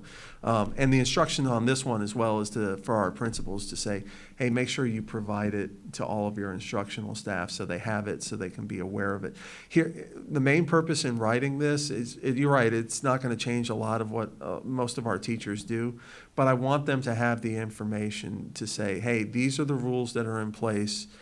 There are potential sanctions to your certificate if you violate the rules. I think that's only fair to let them know that if they violate this rule, that it's not just us that could come after them. Because if we get a complaint under the statutes, 1012-796, we have to send all legally sufficient complaints up to DOE for investigation. So I want them to be aware that there are potential consequences to the rule, so they can arm themselves and do what they need to do in order to make sure their discussions are tailored to, they can describe these theories. They just can't say, this is the theory that you should believe and this is the theory you should accept. To your point, Member Gallo, you all know I'm married to a teacher, and she was teaching a lesson on Martin Luther King and the civil rights movement in the 1950s. And when this law first came out, she asked, can I teach about the separate drinking fountains, the separate lunch counters? I said, yes, absolutely. That is factual information that you can continue to teach about. What you can't say is, hey, all of you folks who are white, look at how you oppressed African Americans. That's the one step too far under the law. But teaching truthfully about what the history is, you absolutely can still do that, and we would expect you to do it. So I certainly understand the apprehension that came with these laws from teachers, and I think just reiterating this, letting them have this memo, being available to answer the questions would be helpful to make sure we're So doing maybe this. we could do something this language is complicated.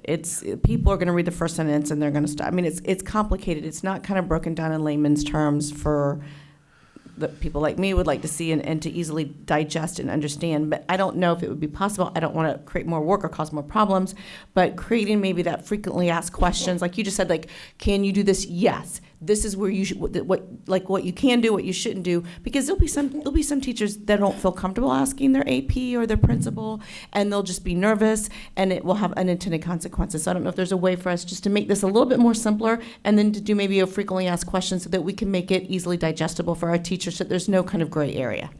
Madam Chair. Yes, I'm sorry, Dr. So that's a great suggestion to do, like an FAQ, frequently asked questions. Additionally, when we first put out the memorandum in August, CTA was great at sharing with us some of the things they were hearing from their membership, and so we were able to work with them collaboratively to provide information, and they had great ideas on what we could do to make the information easier to be to access, and so we'll continue to do that. Yeah, that's wonderful. Before we go on, let the minutes reflect that Member Gould had to leave. Okay, because I don't think she can see down there. Next up, Member Felder. Thank you, Chair. I think for the most part, I'm not sure, but I believe so, is at least in my teaching, that you give students the material. You give them information. I watched Teal last night, and it was the story of Emmett Till and what happened to him in Money, Mississippi. And they did very well in not showing so much of the brutality, but the fact of a mother losing her son at 14, over a lie. But I think that I just want to make sure, as Member Gallo pointed out with the FAQ and Superintendent Vasquez, that these frequently asked questions, like, I remember drinking out the colored fountains, and I remember going to the white fountains because the white fountains water was always colder, and I would be reprimanded. Mama said, Vicky, I said, but this water is hot. I want to go to the cold water. But that was it. I mean, I remember those things because I grew up in segregation. However, I think that if I don't want teachers or principals, I think we may need to constantly kind of remind them, just teach the material. Just teach the material. You don't have to make anybody feel bad about anything. I mean, just teach the material. Because I don't want any administrators as a hover over somebody's head as a teacher they got some issues with, and then they use this as a, stepping thing to try to control. But at the same point, I think if we just reminded them in bold letters or however you can do the FAQ, listen, if you're going to teach, because they need to teach it because it did happen, just teach it. You don't need to exercise any extra caveats to make people feel some kind of way. They may feel some kind of way anyway. You can't control that. However, I think that as a board, I think I have confidence that as a board we'll know how to handle this situation, because black literature has been taught. I teach it when I taught. And, we teach it. We teach it. So I'm just hoping that when we look at this memorandum of understanding, that we make sure that our teachers, our principals, and our parents, that they're not in fear that we're teaching any type of hate. We're just teaching what happened. And I'm good. Thanks. Okay, thank you. Member Byrd, did you want to be recognized? Okay. Member Castellano. Thank you, Madam Chair. I appreciate this memo, but I'm having trouble understanding it. I'm trying to look at it from a teacher's point of view and trying to figure out, okay, so what am I allowed to teach and what can I not teach? And what was I running afoul of before? And if I was back in the classroom, I wouldn't have to change anything that I taught. And most teachers won't have to change anything. But because the consequences are so severe, it will cause them to be overly cautious and not teach these important subjects. So instead of just this memo that outlines and defines what we can or cannot teach, it might be helpful to have some videos with sample lessons of teachers at different levels teaching these subjects in ways that follow the memo, and allowing them to see that it is okay to continue to teach these topics, and what it looks like when you continue to follow the law, and give them some non-examples of what is not allowed, and they may feel reassured that, oh good, I don't do that anyway. because, and then maybe use these videos or something as a faculty meeting where there can be a discussion, because the teachers are relying on each other for this information. And I think it would be helpful if they all kind of have that same foundation and they all have the same understanding. Those are just some of my ideas. I think maybe a faculty meeting where they have a discussion that's led by someone who really knows the nuances, what's allowed, what's not. I think that could really give some reassurance to our teachers and allow them to continue to teach like they always have and not worry about some of these things that they never really ran afoul of anyway. So I think that might be a more helpful way to reassure them. Madam Chair. Yes. I think we may need to look at providing several opportunities. Maybe it's through technology, because we don't have enough experts to present the information at the school, at a faculty meeting, all at the same time. So it may be that the memo comes out a little That's bit what I was gonna more, less legalese and more simple language, as well as the FAQ, and then offer several opportunities for them to have participate in a webinar where they can ask questions or submit questions that we can respond to. That way we're getting everybody's getting the same responses from the expert. All right, thank you, Dr. Vasquez. I think that's a great idea. I like all of y'all. I don't have any problem with this. It all makes sense. But I do know of at least one situation where a student felt very uncomfortable because in his class it was brought up that his great-grandfather had been part of a situation that they were teaching in history, and somehow it was taught. I don't know why they needed to bring up it was his great-grandfather, but the young man in elementary school,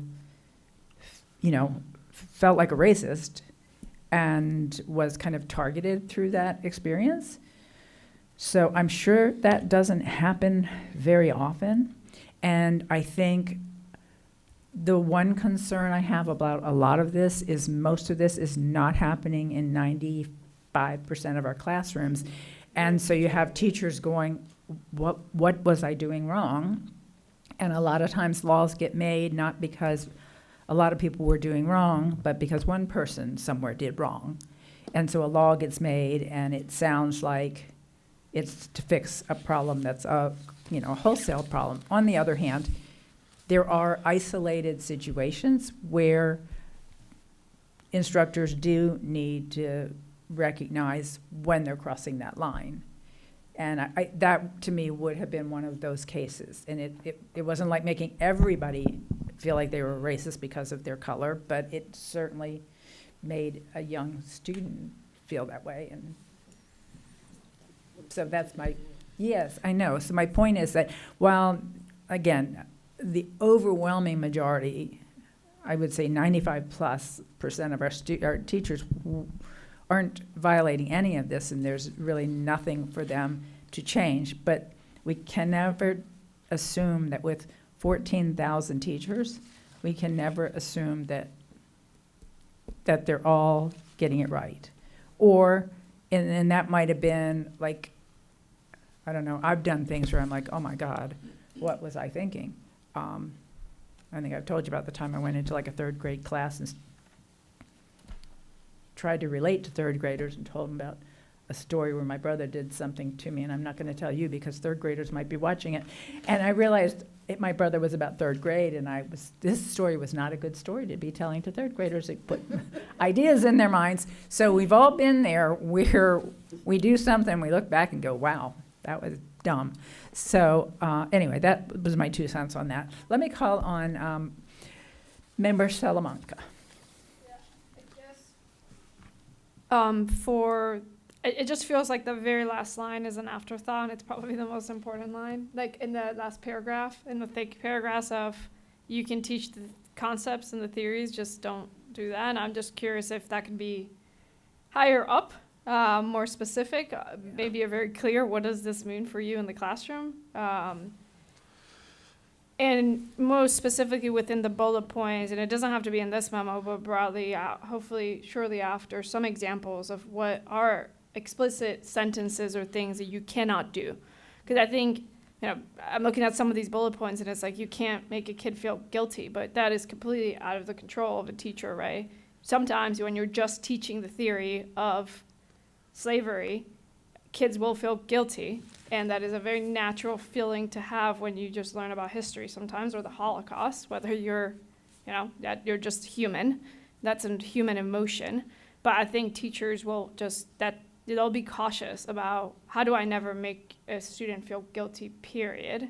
And that is a very tough burden to carry. And so I think we want to be clear about, just don't say certain things that are very explicit of like, hey, you kid in particular should feel guilty because of X, Y, Z. Like, I think we need a little bit more examples so teachers don't feel like that's a very broad, and I know it's not on us, they worded it broadly, but at the very least, let's be clear on the negative of it. So Madam Chair, if I may, that's unfortunately part of the problem that I have. Is it was worded extremely broadly, and it all depends on who's making the complaint, where they make the complaint. If they make the complaint to DOE, then it's going to matter who the DOE investigator is, on whether or not a student feels guilty is enough to justify a sanction under this rule. I think this rule was designed to intentionally chill that expression. And I'm not quite sure that I can give the level of comfort to teachers on this that I think that I can make them feel like, oh no, you can continue to go about doing what you're doing. I don't know that. And I don't know how DOE is going to react to something if they receive a complaint on it. So I have no problem trying to come up with examples. By the way, the reason why I listed this out, because the rule doesn't list out these bullet points.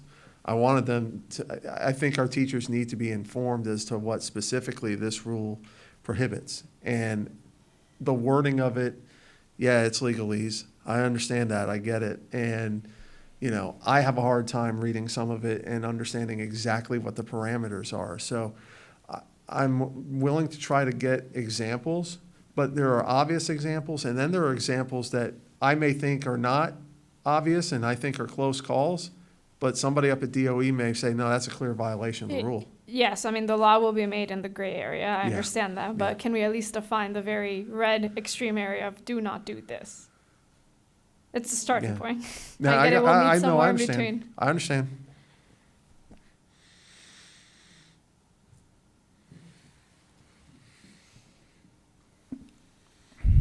And that's going to be one of the challenges in the webinar, is all this, all the individual questions that might be raised, and then having somebody trying to answer them in a way that you have to answer them conservatively. You cannot tell a teacher, you can probably do this, and then have them pay the consequence. And teachers want specificity. Yes. They want us to, in some cases, given the worst case scenario, so that they know what those boundaries are. And so, while it's difficult, we're in a difficult spot, the reality is they could get their certificate revoked and be doing something that they're not aware they should not be doing. And so that's why I think the collaboration with CTA, the dialogue, and opportunities for them to ask questions so that they know, yes, this is acceptable, no, this is not acceptable, and for us to be able to offer as many forums as we can until there is a greater level of comfort in understanding, if you teach the standards, you're fine. Just teach the standards. And that really is the simplest answer we can give them. The problem is sometimes teachers' interpretation of the standards is what gets them into difficult situations. Ms. Front, Member Front. Thank you.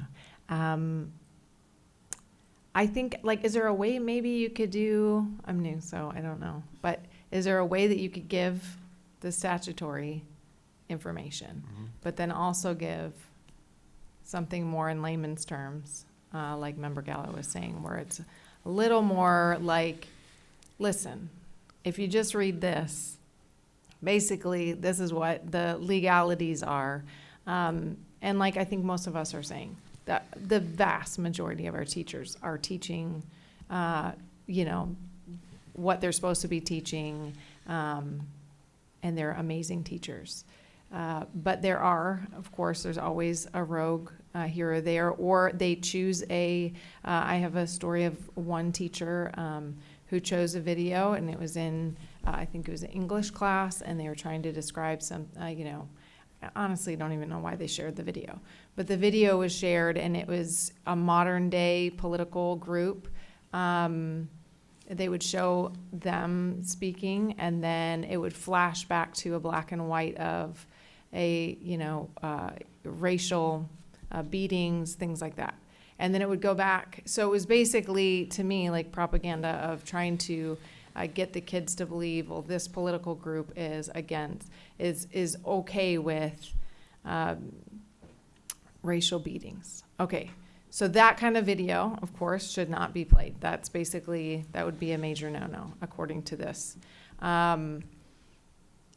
I think to most teachers, they would have seen that and said, hey, this probably isn't a great video to show.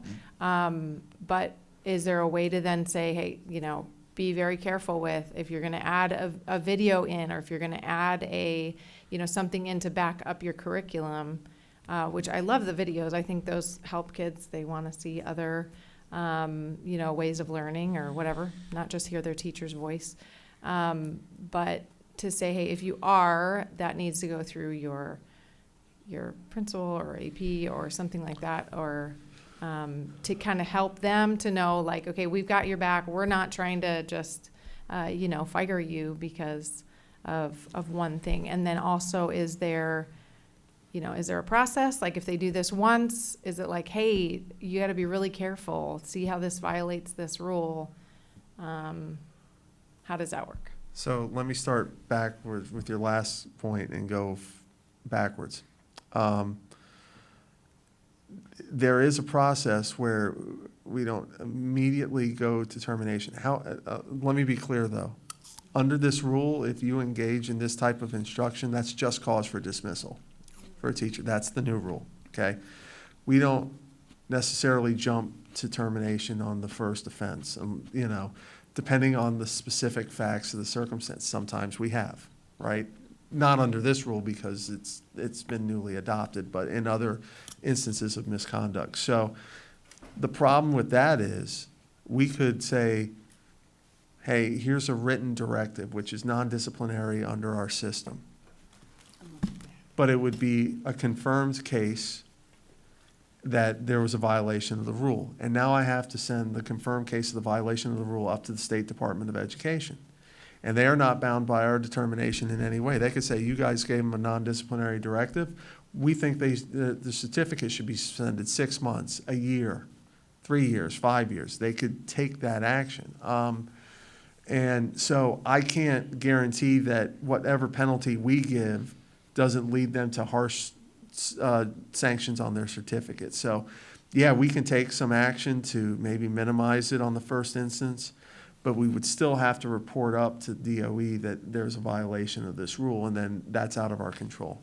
With respect to the implementation of the curriculum, under our CTA contract, we have contracted that teachers have the right to have the freedom to implement the adopted curriculum that we have, so we give them flexibility. We can, our principals ensure that the teachers are you know, and complying with the Florida standards for whatever their subject or whatever their course is.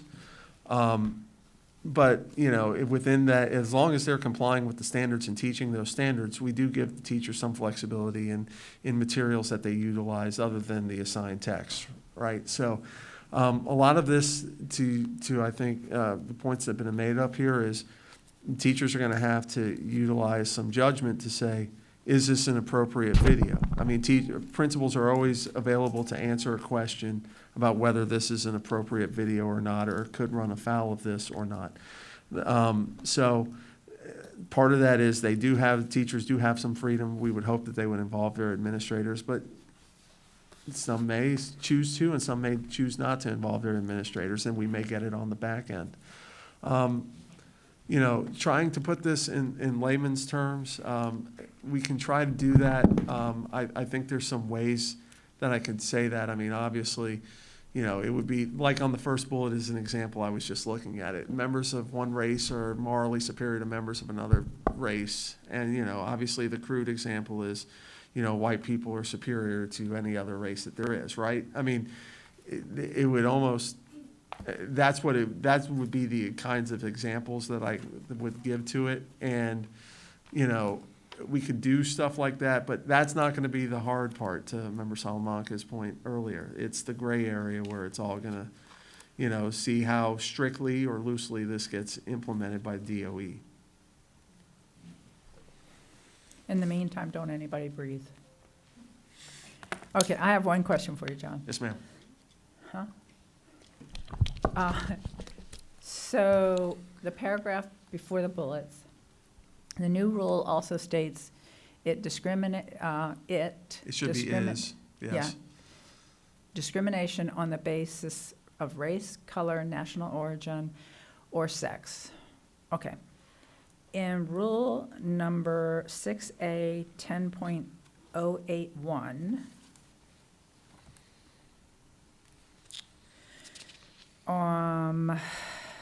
it is under one. Let me see if I can No, it's under, I always have a hard time with this. I think it's under 1A8. maybe go down, you see your first 2A8. Okay, hold on. This one, discrimination on the basis of race, color, national origin, sex includes, okay, where is it?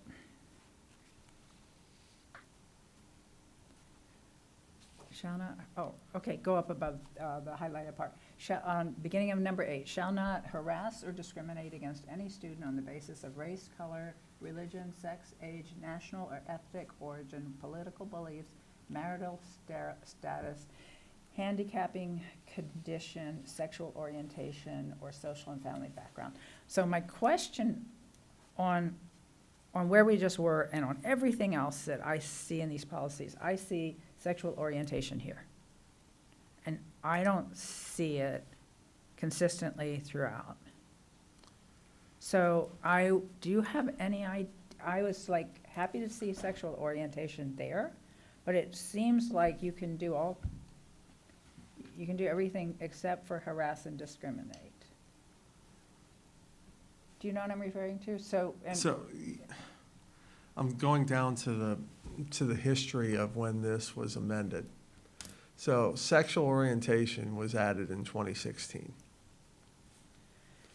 And the year of Pulse, but actually it was added before Pulse. it's right before, yeah. Yeah.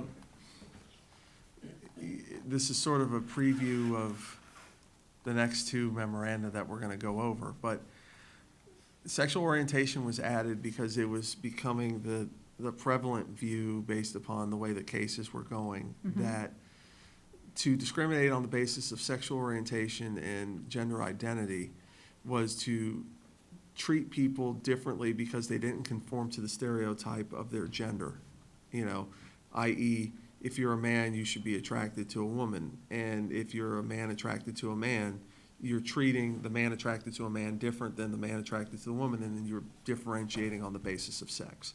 So that was the the scope of the law and the direction of the law in 2016, I think that there's been some pulling back of that, not widespread, but some pulling back of that in the subsequent years. Okay. So this was added in 2016 just to ensure that sexual orientation was included within the definition of sex. Because if you go back, I'm sorry to do this, this is the legal geek in me, and I apologize for it. There were moves to amend Title VII of the Civil Rights Act and Title IX to define sex to include sexual orientation, and those consistently failed. And it wasn't until the later years when the court started saying, well, no, wait a minute, you don't have to add sexual orientation, because if you treat people differently on the basis of whom they're attracted to, that is in and of itself sex discrimination. So this was an attempt to codify that discrimination on the basis of sex meant sexual orientation as well. And so that was added in 2016, but I think that was a different time and a different political climate in which it was added. Except that if you go down to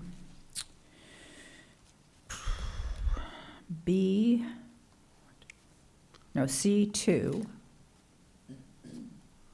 yeah, it's on the same page. C2, shall not on the basis of race, color, religion, sex, age, political beliefs, marriage status, everything but sexual orientation, deny a colleague professional benefits or advantages or participation in professional organization.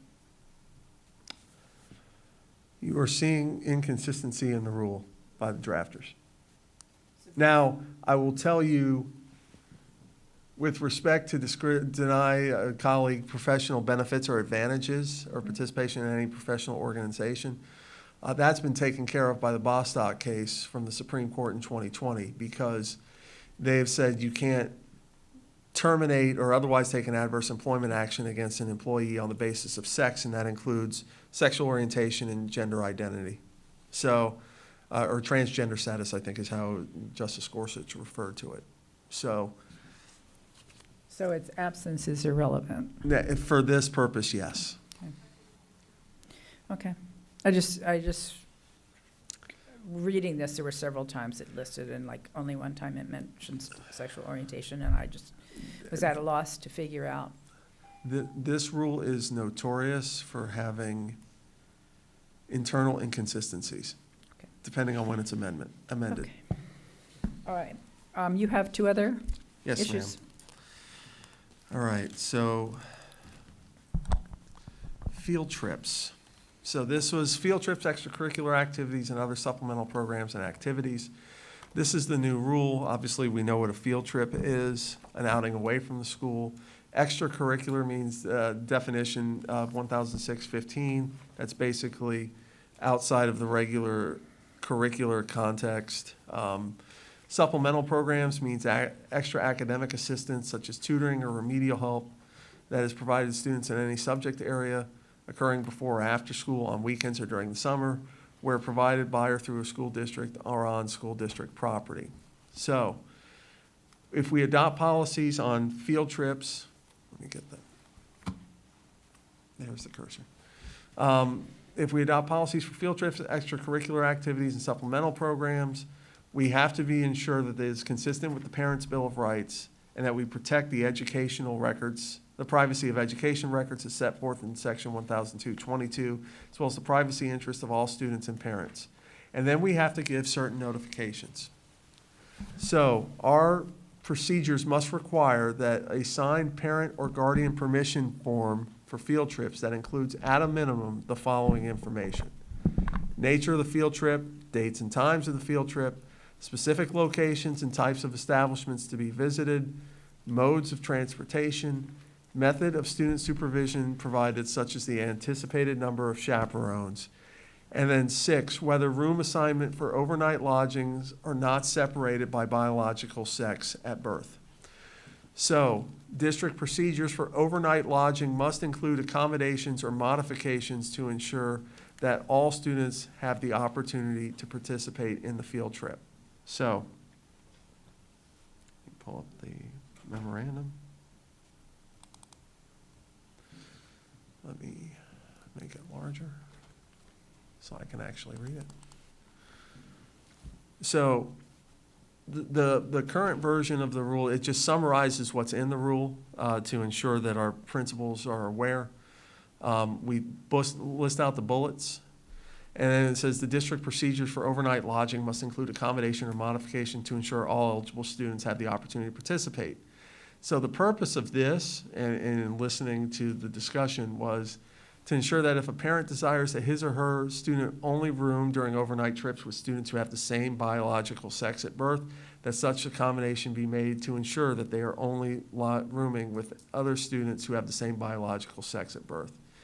Our risk management department helps manage our overnight field trips and helps administer those. So what we're saying is if you have that situation, get a hold of risk management so we can ensure that we are appropriately making accommodation, i.e. ensuring that that students who want a room with only the same students who have the same biological sex at birth, that occurs. So that's what the rule requires.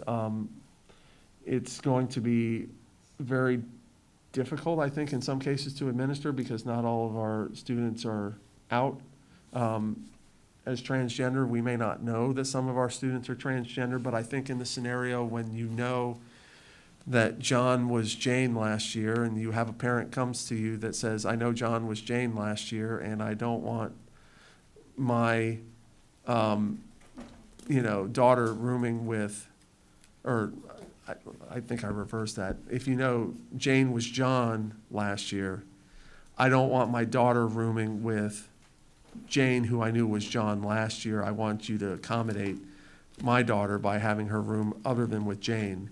I think the rule requires that, and that's what we're going to have to do.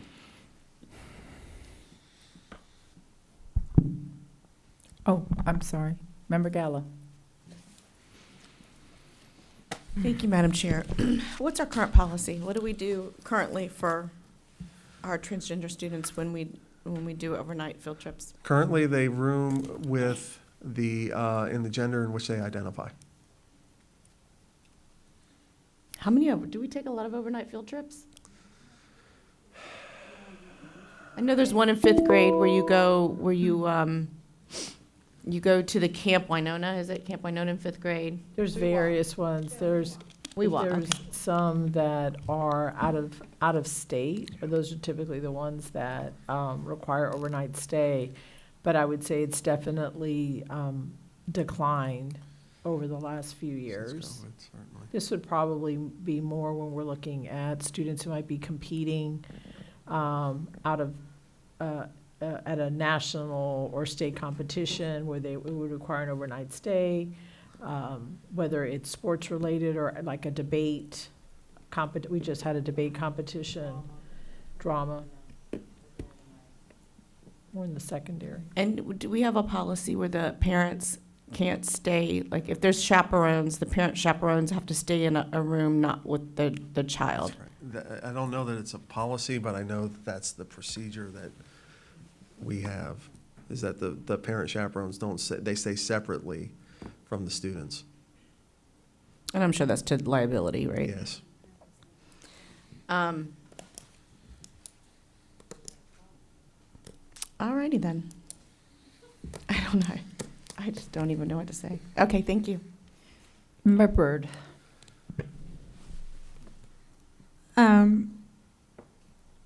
So we have to notify whether room assignments for overnight lodging are not separated by biological, which ours typically are not. It's right. That's what you said. Yeah. Okay. So. Well, I want to make sure that I explain that correctly. Typically, if we know we have a transgender student, I separate them by their gender identity that they currently have.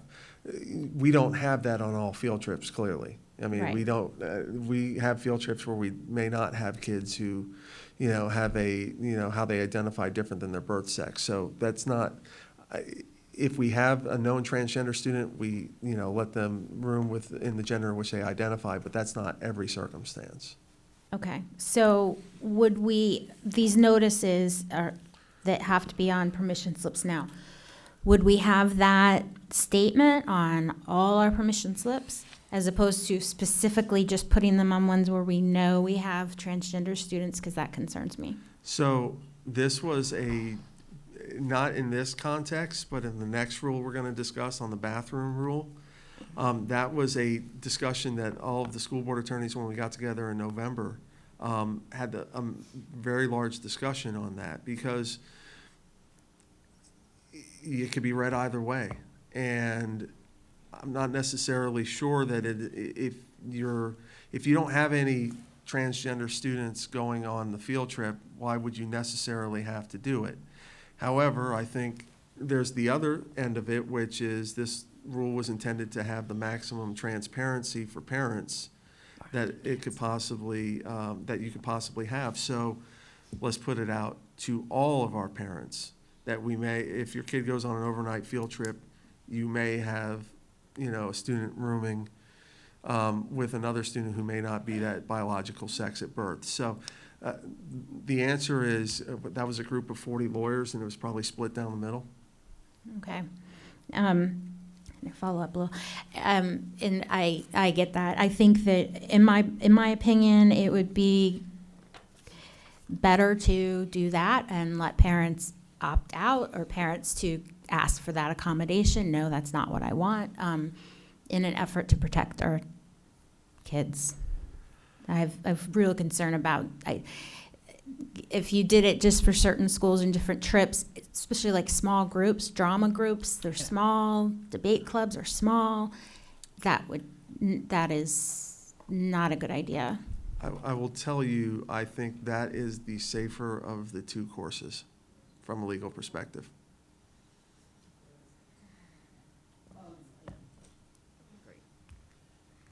You done, Member Byrd? Yes.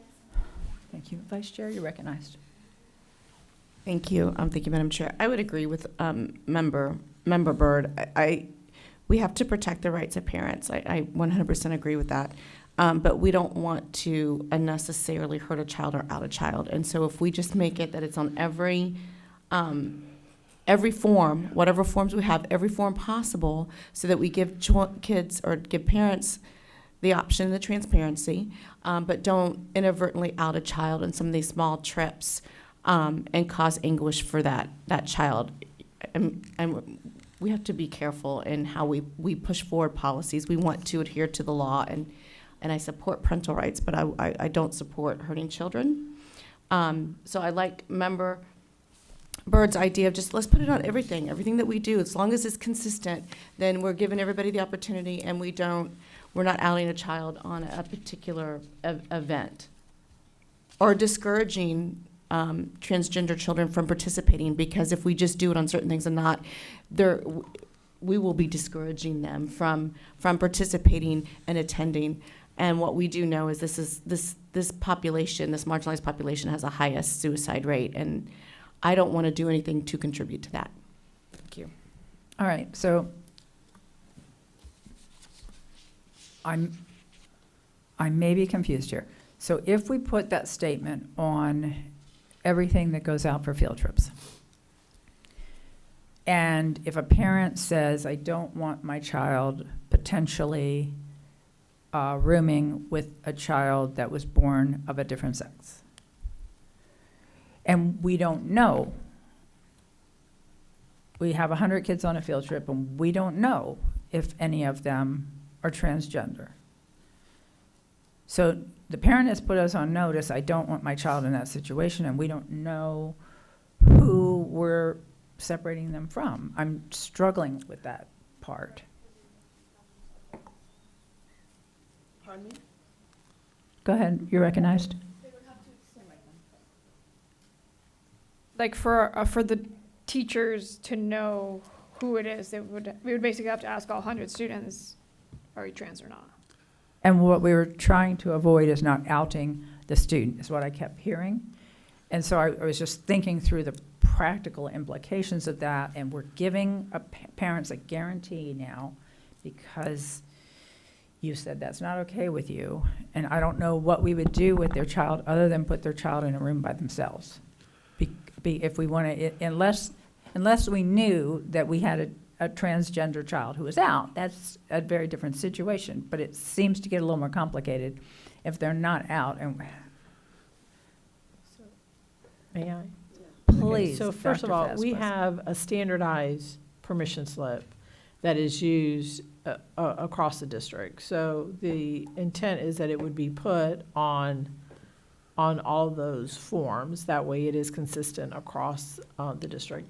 You do bring up an important point that if we don't know that the child is transgender and the parent specifically asks, would we be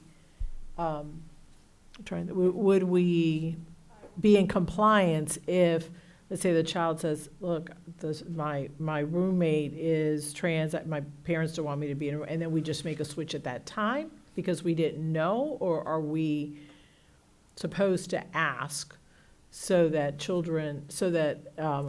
we're in compliance with what a parent asks? To me, if the parent lets us know we don't know that the child is trans, and the student then says, hey, my roommate is, and we make the switch, that we would be fine. I have a tendency to agree with that. I don't think this makes us affirmatively go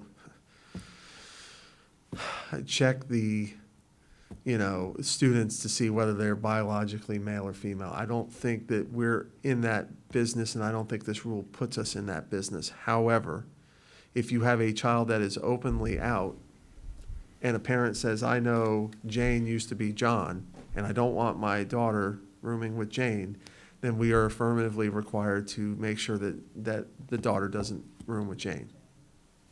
But I think if the kid's not out, to Dr. Vasquez's point, the kid's not out, but then another student comes and says, I know that, this person is trans and my parents don't want me rooming with them, I think it would be incumbent upon us at that point to make the switch in the rooming arrangements, just to make sure that we are doing the most that we can to protect parental rights. There's going to be some unusual circumstances that pop up in the implementation of this rule.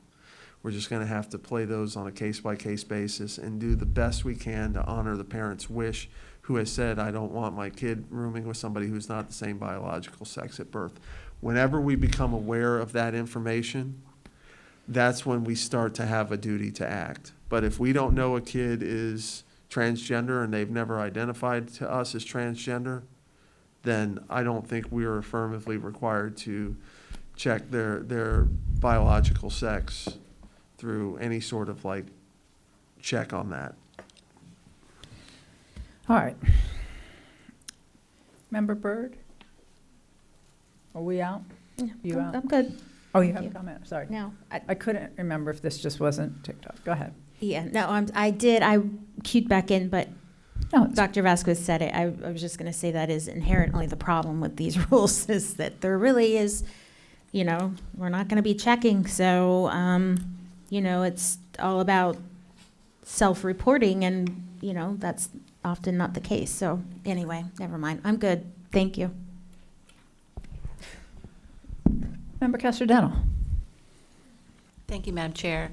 I wonder if we can add additional information to the permission slip, or once we know that students are getting ready for the trip. There's the permission slip, and then we also send more information, usually about an overnight trip, about how much it's going to cost and where we'll be staying.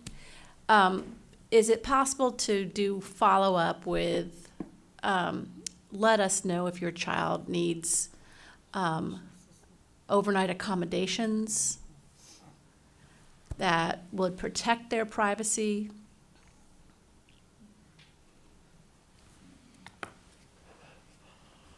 Just thinking through that issue. So let's say your child needs overnight accommodations to protect their privacy.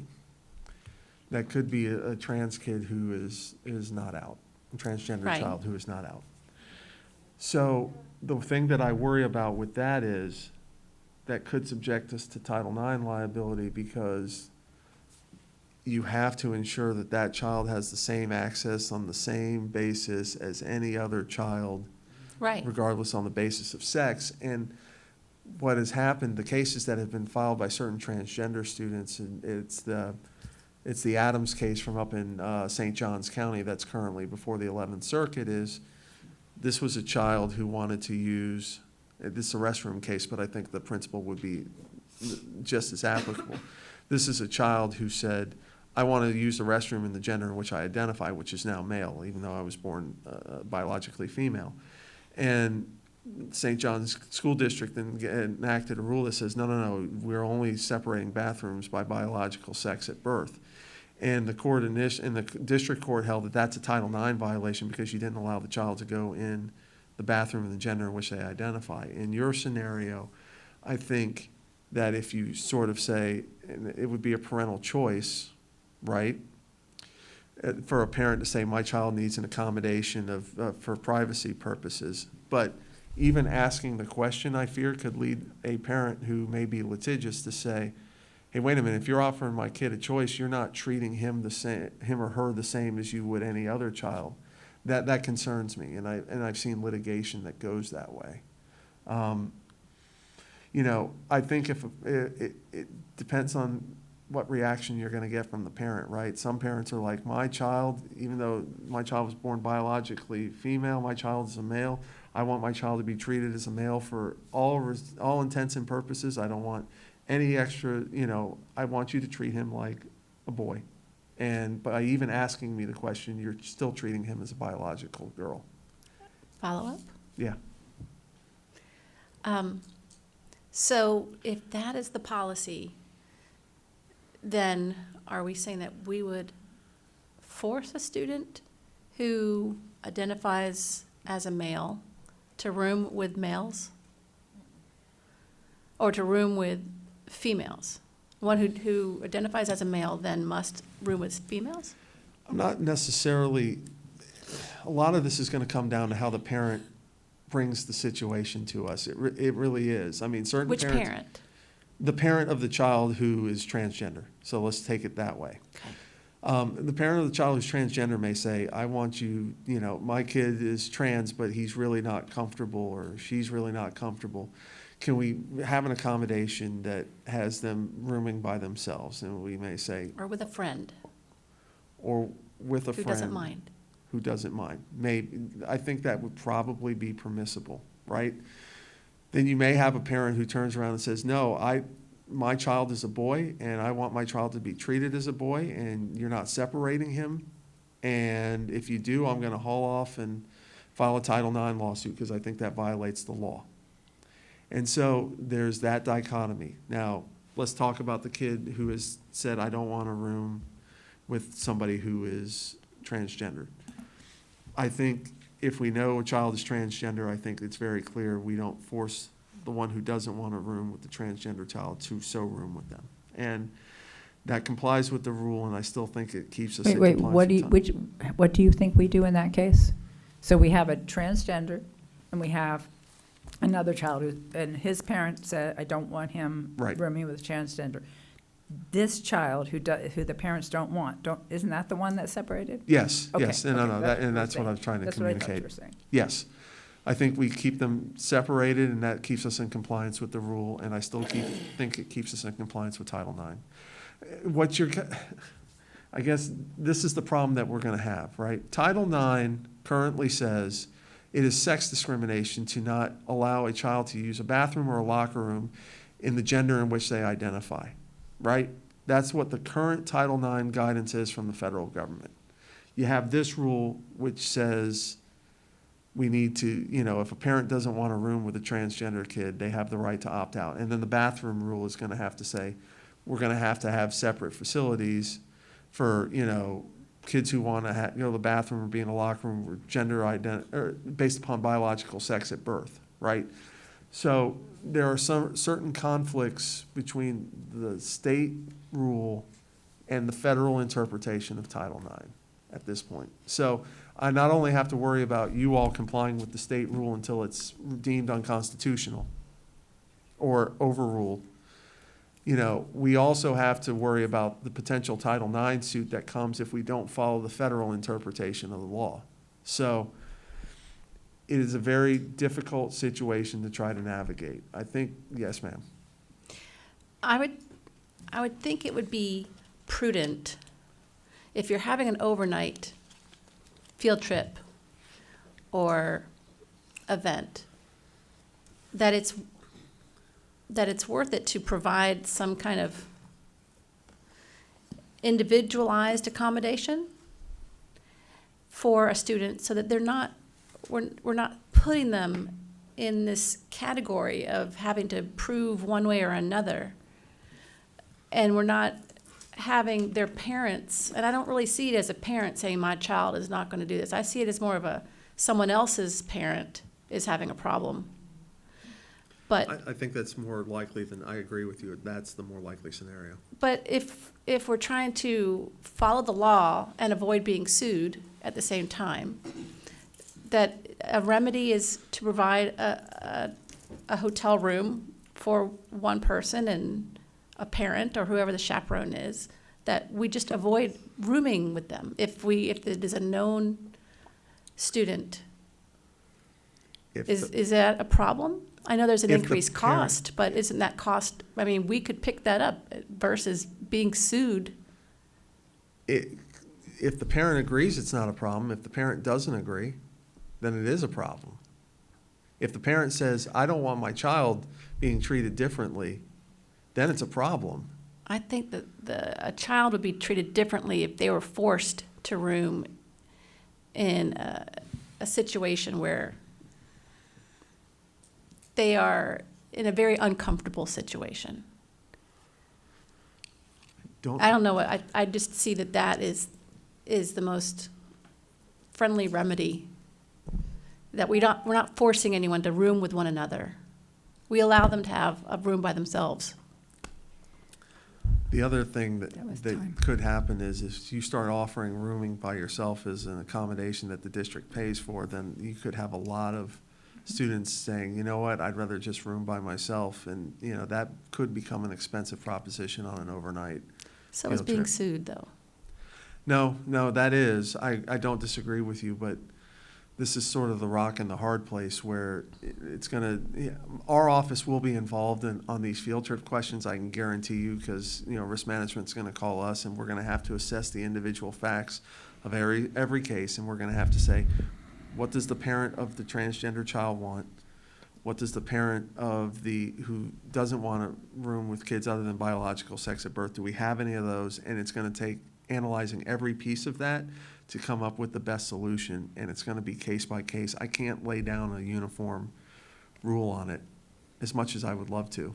Okay, our time is up for 5 minutes. I'm not trying to cut you off. No, I'm done, but thank you. I'm trying to come up with a... I do want to, I want to take a pulse. One, the minutes should reflect that we have lost Member Ferrant and Member Salamanca due to pre-existing meetings. And so we are down to the 5 of us. And if any more are going to drop, I just want to know. I'm not sure that we're going to resolve this right this minute. I can see the dilemma. I think we need to give it some more thought. Did you have one more memo? All right. Let's see if we can get through that one pretty quickly, because I'm going to be falling soon. It's the easiest one of all. It's the bathrooms. Yes. So, under the new rule, let me increase the size. I'm sorry, Member Gallo, I'm sorry, I didn't recognize Member Gallo, who is still waiting to be heard on this before we moved on, and Member Byrd.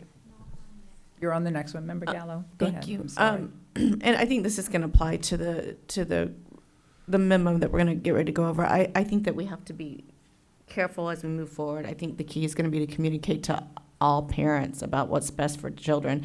I think we're going to have to look at best practices across the state, how other districts are handling getting through this legislation and these rule change, and how we do it to the best of our ability without hurting students. Because at the end of the day, that's what it's about. How can we follow rules and not have it hurt any child, whether it's a transgender child or a straight child, any child. None of them should be hurt. So that's going to be our challenge, is how do we do this? How do we put forth good rules that protects all students with what we've been given? And that may take some creative thinking. It's definitely going to take a lot of collaboration with other districts. We shouldn't do this on our own. We don't have to do it on our own. That's why we're a part of associations, but we're going to have to lean on other districts to figure this out. So I can. It's a good entree for tomorrow. You guys get that done while you're gone this week, okay? So I can tell you that certain districts, especially up in the Panhandle, have just taken we are only separating bathrooms by biological sex at birth. We're not making any accommodations for trans students. I think Brevard County Public Schools just did that last week as well. When they went over this bathroom rule, they just said, we're just separating by biological sex at birth. I think that puts a district at Title IX jeopardy from a parent hauling off and suing us. So I think, to your point, Member Gallo, I think while we may not want to go it alone, I think there's going to be very few and far between that are going to take the position that we're going to try to accommodate, our trans kids, and a lot of them are just going to say, we're just separating by biological sex at birth. It complies with the state rule, and if we have to deal with a Title IX complaint, we'll just deal with it. That seems to be where the trend's going. All right, take us through the last one. All right, so let me pull up the actual rule itself. This is new rule 6A-10.086. It says school board and charter school governing board policies and procedures for bathrooms and locker rooms, which include dressing rooms. Any procedures or policies adopted or implemented by a school board for bathrooms and locker rooms shall ensure the health, safety, and welfare of Florida students, be consistent with the Parents' Bill of Rights, protect the privacy of educational records, as well as the privacy interests of all students and parents, provide for parental notification in subsection 2 of this rule, and then we get to parental notification. If a school board or charter school governing board has a policy or procedure for allowing separation of bathrooms or locker rooms according to some other criteria other than biological sex at birth, the policy or procedure must be posted on the district's website and must be sent by mail to student residents to fully inform parents. The policy or procedure must include method of supervision provided for in locker rooms, for example, a coach or an aide, and how that method of supervision ensures the safety and privacy of students. Which locker rooms are not separated by biological sex at birth? Which bathrooms are not separated by biological sex at birth?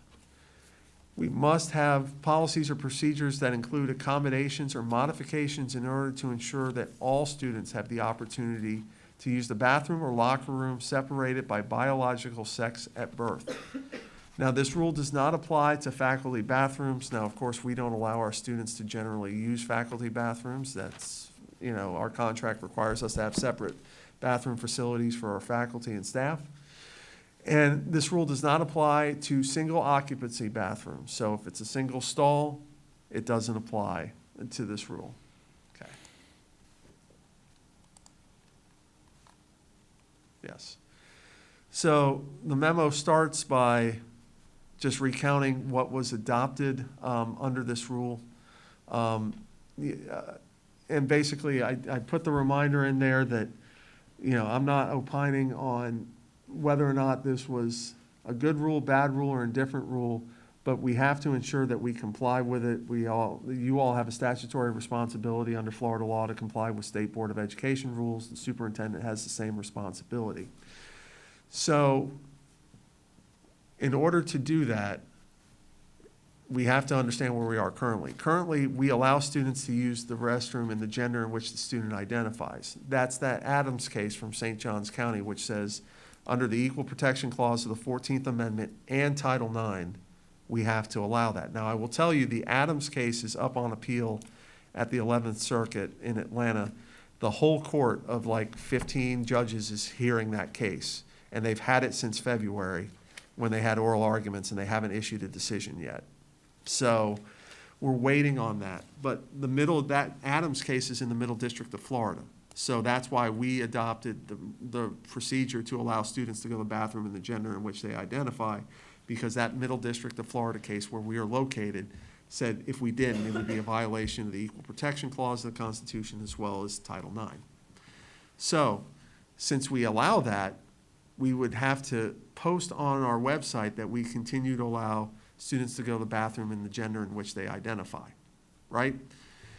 The rule requires us to identify method of student supervision in the locker room and in bathrooms. Now, we generally don't have adult supervision in bathrooms.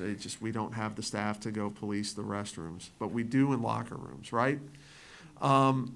And we do that to ensure that all students act appropriately. If they are doing things inappropriate in the locker room, like inappropriately displaying their genitalia, that is a code of conduct violation, and we take care of it under the code of conduct. And that doesn't matter if it's a transgender student or if it's a cisgender student. If they are doing that inappropriate activity in the locker room, we take care of it under the code of conduct. And the rule will then require us to identify locker rooms which are not separated by biological sex at birth. Here's the problem we have with most of our schools. Most of our schools only have one set of lockers for boys and girls. You don't have separate changing areas. So the rule says that we have to make an accommodation to allow a student who wants to dress in a locker room that is separated by biological sex at birth to be able to do so. So if you only have one locker room, that means that locker room will be reserved for students wanting to dress only based upon biological sex at birth. You're going to have to accommodate a transgender student in some other way, such as a coach's room, some other single stall restroom. I have concerns about that clearly from a Title IX perspective. I think that puts us in Title IX jeopardy. However, we have this rule that we have to follow, and quite frankly, I don't want to ever put this board in a scenario where we have the governor or the State Board of Education saying, well, you're not following the rules of the state board, and that's misfeasance and malfeasance. I don't want to put you all in that scenario. So I think the only way to comply with the rule as laid out by the state board is to say the locker room has to be the place of accommodation for biological sex at birth. We will not confirm in the letter that we send out. We won't obviously confirm the identities of transgender students. That would be outing the students to somebody who doesn't need to know that information, so we won't put that in the letter. But we will have to say we have bathrooms and locker rooms currently not separated by biological sex at birth. If we have individual stalls at a school, we can make those individual stalls the place of accommodation for parents who don't want their kids to go to the bathroom with with transgender students. We can say those individual stalls are the place of accommodation where you can go to the bathroom based upon biological sex at birth. However, to the extent that we don't have individual stalls, what this is going to require is that when we put the letter out to our students and the parents, we're going to have to identify which bathrooms on campus are only for biological sex at birth and which bathrooms on campus are going to be gender neutral where those transgender students can go to the restroom. So that is the overview of the rule. Obviously, we're trying to balance this board's Title IX responsibility with this board's dual responsibility to follow the State Board of Education rule, which I think is in conflict. And we're trying to do that the best we can, but this is where we are at this point. I am open to questions. I emailed that to you on November, I think it was the Friday before Thanksgiving week.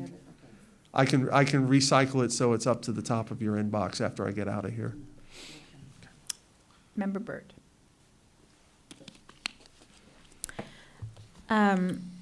Okay, I hear what you're saying, but in my personal opinion, my concerns over Title IX, and just, general not wanting to separate our transgender kids. I feel like that one area, the locker rooms, is just, I think that really puts us at risk, like you said, for Title IX. And I think it's wrong. And I understand what you're saying, that we have to have an accommodation for a locker room. But just as we do with the bathrooms, we find one that we can accommodate for. I feel like if a parent is gonna go out of their way to say, I only want my child to change in the locker room with the same biological sex, then we can figure out a place. Can we not just figure out another changing area in the school where they can go, and that can be the accommodation? Because I think separating, then just because one parent over here says that, then we have to take another person's child and separate them. I think that is really not a good idea.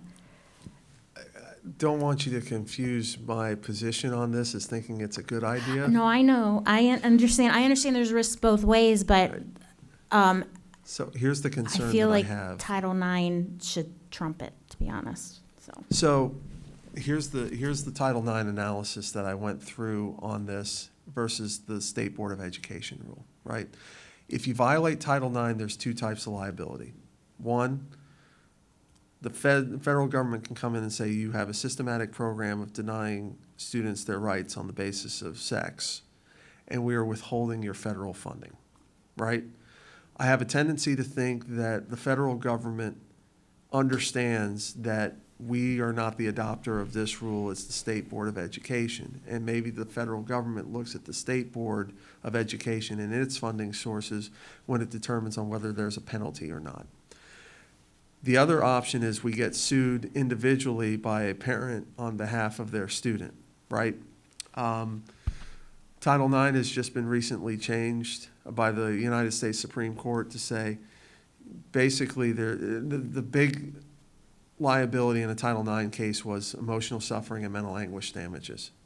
And the Supreme Court said in April of this year that those are no longer available under Title IX, right? So there's relatively, they did that.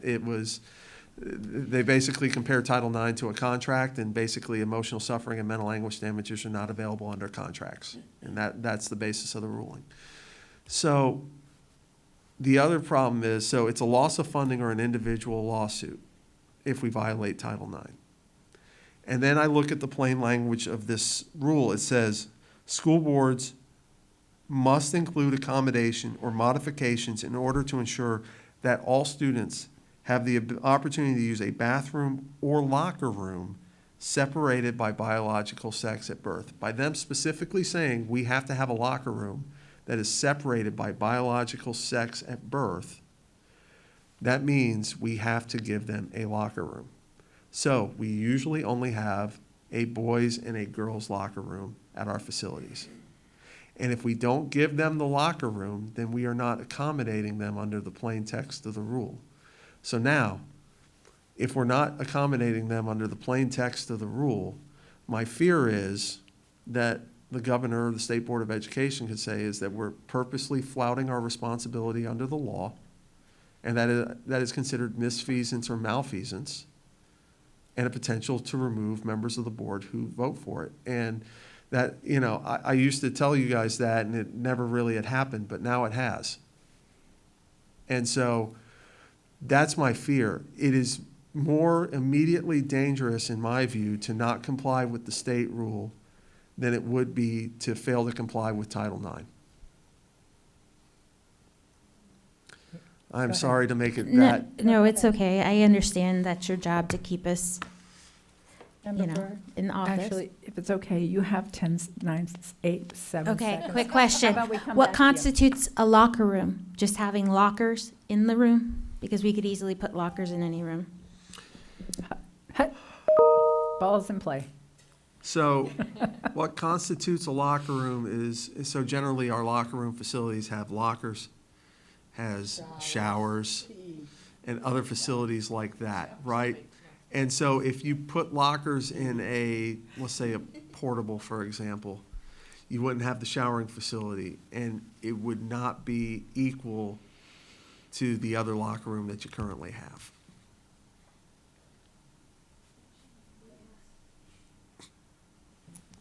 Okay, that 5 minutes is up, but you got the extended time because you got the ball, the play in the. She yeah. got it off before the horn. All right, Vice Chair Gallo. Thank you. I'm going to say what member Byrd was whispering. Not all locker rooms are built the same. Arbor Ridge has locker rooms and portables. So, and not every locker room has showers. The middle schools don't, do they? Do they have showers in the middle schools? Maybe. At the high schools, they do. No, you didn't take showers when I was growing up either. Was I like the last generation of showers? Yes, you were, because we didn't have time for that. Well, thank you. We'll talk about age. And we later. also we also did as much as we could humanly possible to not have to actually do anything that exactly made us sweat, and we were allowed to do that back then. You can't get away with that now. Anyways, moving on. So what are we doing? We don't have the supervision for restrooms. And I heard you mention, based on this draft this draft memorandum, that those who didn't want to use not common bathrooms, I don't know what we're calling them, could use single stall where they're available.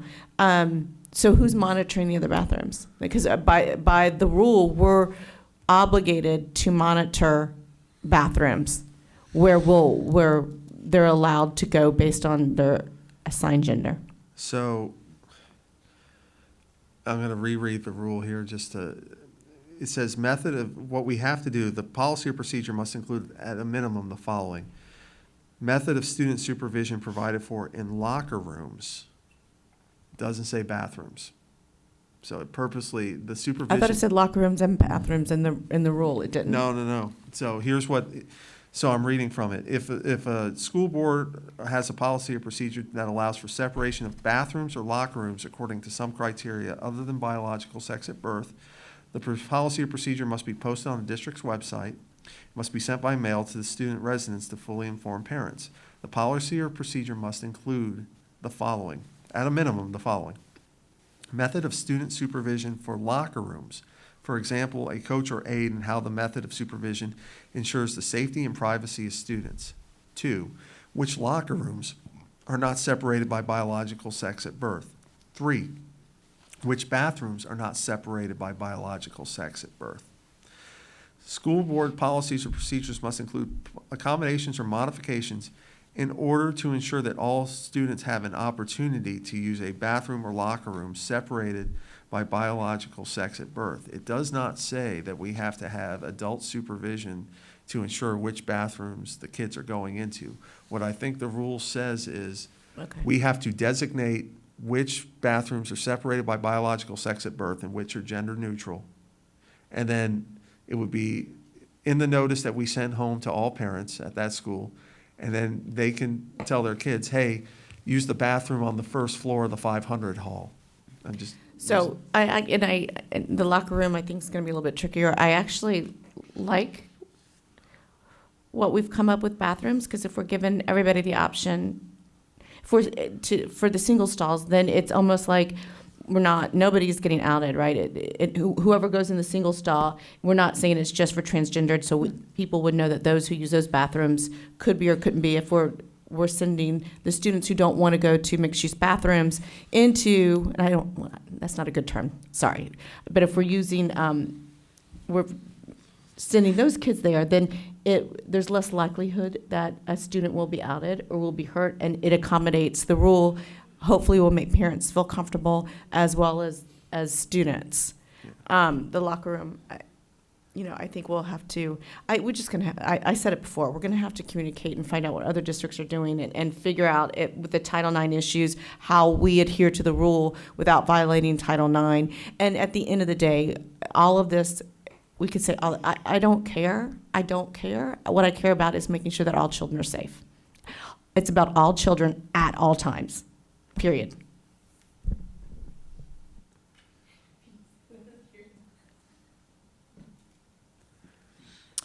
Okay. John, are you finished? I hope so. I think we're finished. I hope Yeah. so. Yeah, I think we're finished. I don't think we can do any more good work at this point in time. I'm sorry. I just need Go a ahead. quick follow-up. We're not sending these out then, right? Right now, or are we? Because I'm not comfortable with this last one being sent out yet without some more Here's work, the and at only- least some more discussion. I understand that. Here's the only thing I would say. These rules are now currently effective. They are currently effective? Yes, ma'am, as of November 22nd. So they were effective when they ruled? So, No, they were, Like 23rd, I think. I thought I saw the 23rd, 22nd. yeah, something 22nd, I like that. believe it was. Yeah, the rules are effective. The rules are effective. So, We have an opportunity in the next couple of days to talk with some of the other board members Yeah. from some of the large urban districts that may give us an ability to tweak. We may need to look at coming back before the end of before the holiday break begins, and then we can issue the memorandums either when we come back or right before we leave. As quickly as possible. It's 3 weeks. It's 3 weeks, and so No, I think no, we're okay.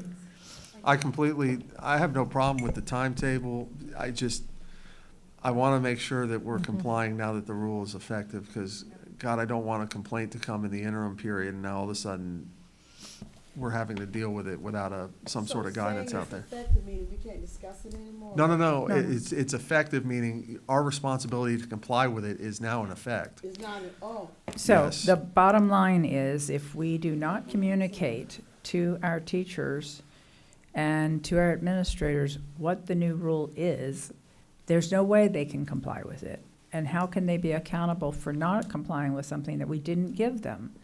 So, Can't give it to them today. It's on us. We're not compliant as a school board. okay, and so if that's the outcome, and it turns out that that's considered malfeasance, then that means that the next person who replaces you and me and the rest of us may have a very different opinion on all this. We got a Okay. board meeting when we come back, right? December 13th is the next board meeting. The issue is that it's already, so currently, we have in place where the locker rooms are not based on gender, and we have not made the accommodations required by law. And so we have an option that we could send this out and add verbiage that the board will be meeting again to review, and we would send out any additional guidance. That way, we've given them, if you feel comfortable doing that. And we'll be protected, right, as a board, if we've done what we're supposed to do? Well, we would have to do we have to post, we have to inform our community what these changes are so that they're aware of them. I'm sorry, ahead. Superintendent Vasquez, does this require board approval? Does this document and the changes require board approval? So it says policy or procedure in the rule, so you can do it by either one of those. It's just gonna be confusing. It'll be confusing to our staff if we push out something and then change our mind and push out something different. We've done that before, but it gets extremely confusing, but we also don't want to push out something that could be harmful. And they didn't give us a lot of time, did they? No, I mean, they did it on October 20, whenever that meeting was Okay, so here it's in been a Orlando. month. It's been a month. So may I just, were you comfortable with the first two memos? We still need more discussion, but this last one is what we have to say. If we could, Locker room memo, right? no, No. no, No, the the last second one's a one. field Third. trip. Field We trip. have the field trip, and then we have the, Professional rules of principal right. professional conduct. So are you comfortable with us sending out that information? I am with those two. I think in order to be compliant, I would agree. I would just add that there might need to be further discussion on the field trips, just for clarity's sake. And again, I know it's been a month, but and y'all needed time to disseminate and process this information so you can come before the board and kind of explain what the rule changes mean for OCPS. But that, we weren't given a lot of time to digest this. We weren't given a lot of time to collaborate with others to see how they were handling it. And I get that some districts, this is an issue, but it is in Orange County.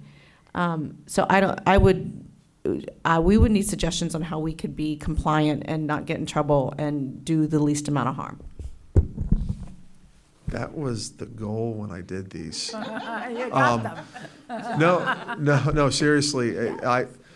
I was trying to do this in a way that, I know this board's policy stance with respect to sexual orientation, gender identity, expression, and I'm trying to incorporate that as best I could. It's just unfortunately what the rules are or what they are. All right, guys, we've lost a quorum. But it's okay, but, so we said first two, right, guys? But we have to, what are we going to do about the third? I mean, I don't think we have a choice because he says it's effective. He was just giving us the information, right? Right.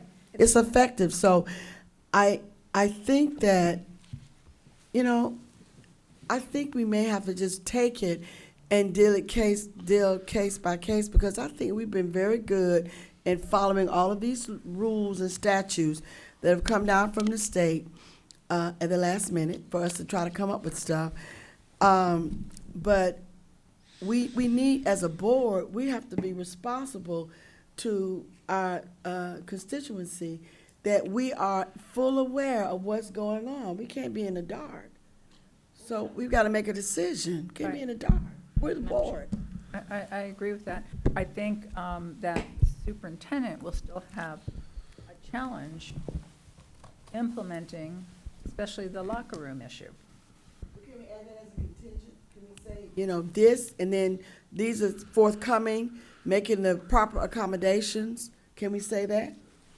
We can put language in there that says all of these issues will be reviewed on a case-by-case basis to ensure the best way to comply with the requirements of the sounds rule. perfect. We could Let's do do that. we could do something like Yes. that. Yeah, Let's that do that. sounds good. I want to be, we need to comply. Like, I don't want to be out of compliant of a rule for a month. That makes, our job is to follow the rules. We're constitutional officers and we need to follow them. Yes, from one school to another, the situation could be different. That gives us a lot of flexibility in the beginning. Right. Okay, But we good.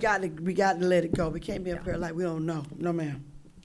Maria, I'm sorry, Dr. So Vasquez? John, when you make the amendment to the memos with the couple of typos and adjustment in language, then we'll send it out to the board. Yeah.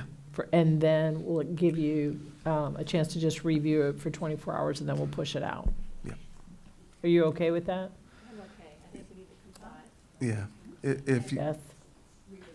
Yes. He's going to make the changes, push it out to the board, 24 hours, and then we'll distribute so it. members of the board, my intention is to get it to you mid-morning tomorrow because my brain's fried. Okay, I'll send it here. All right. Thank you. Thank you.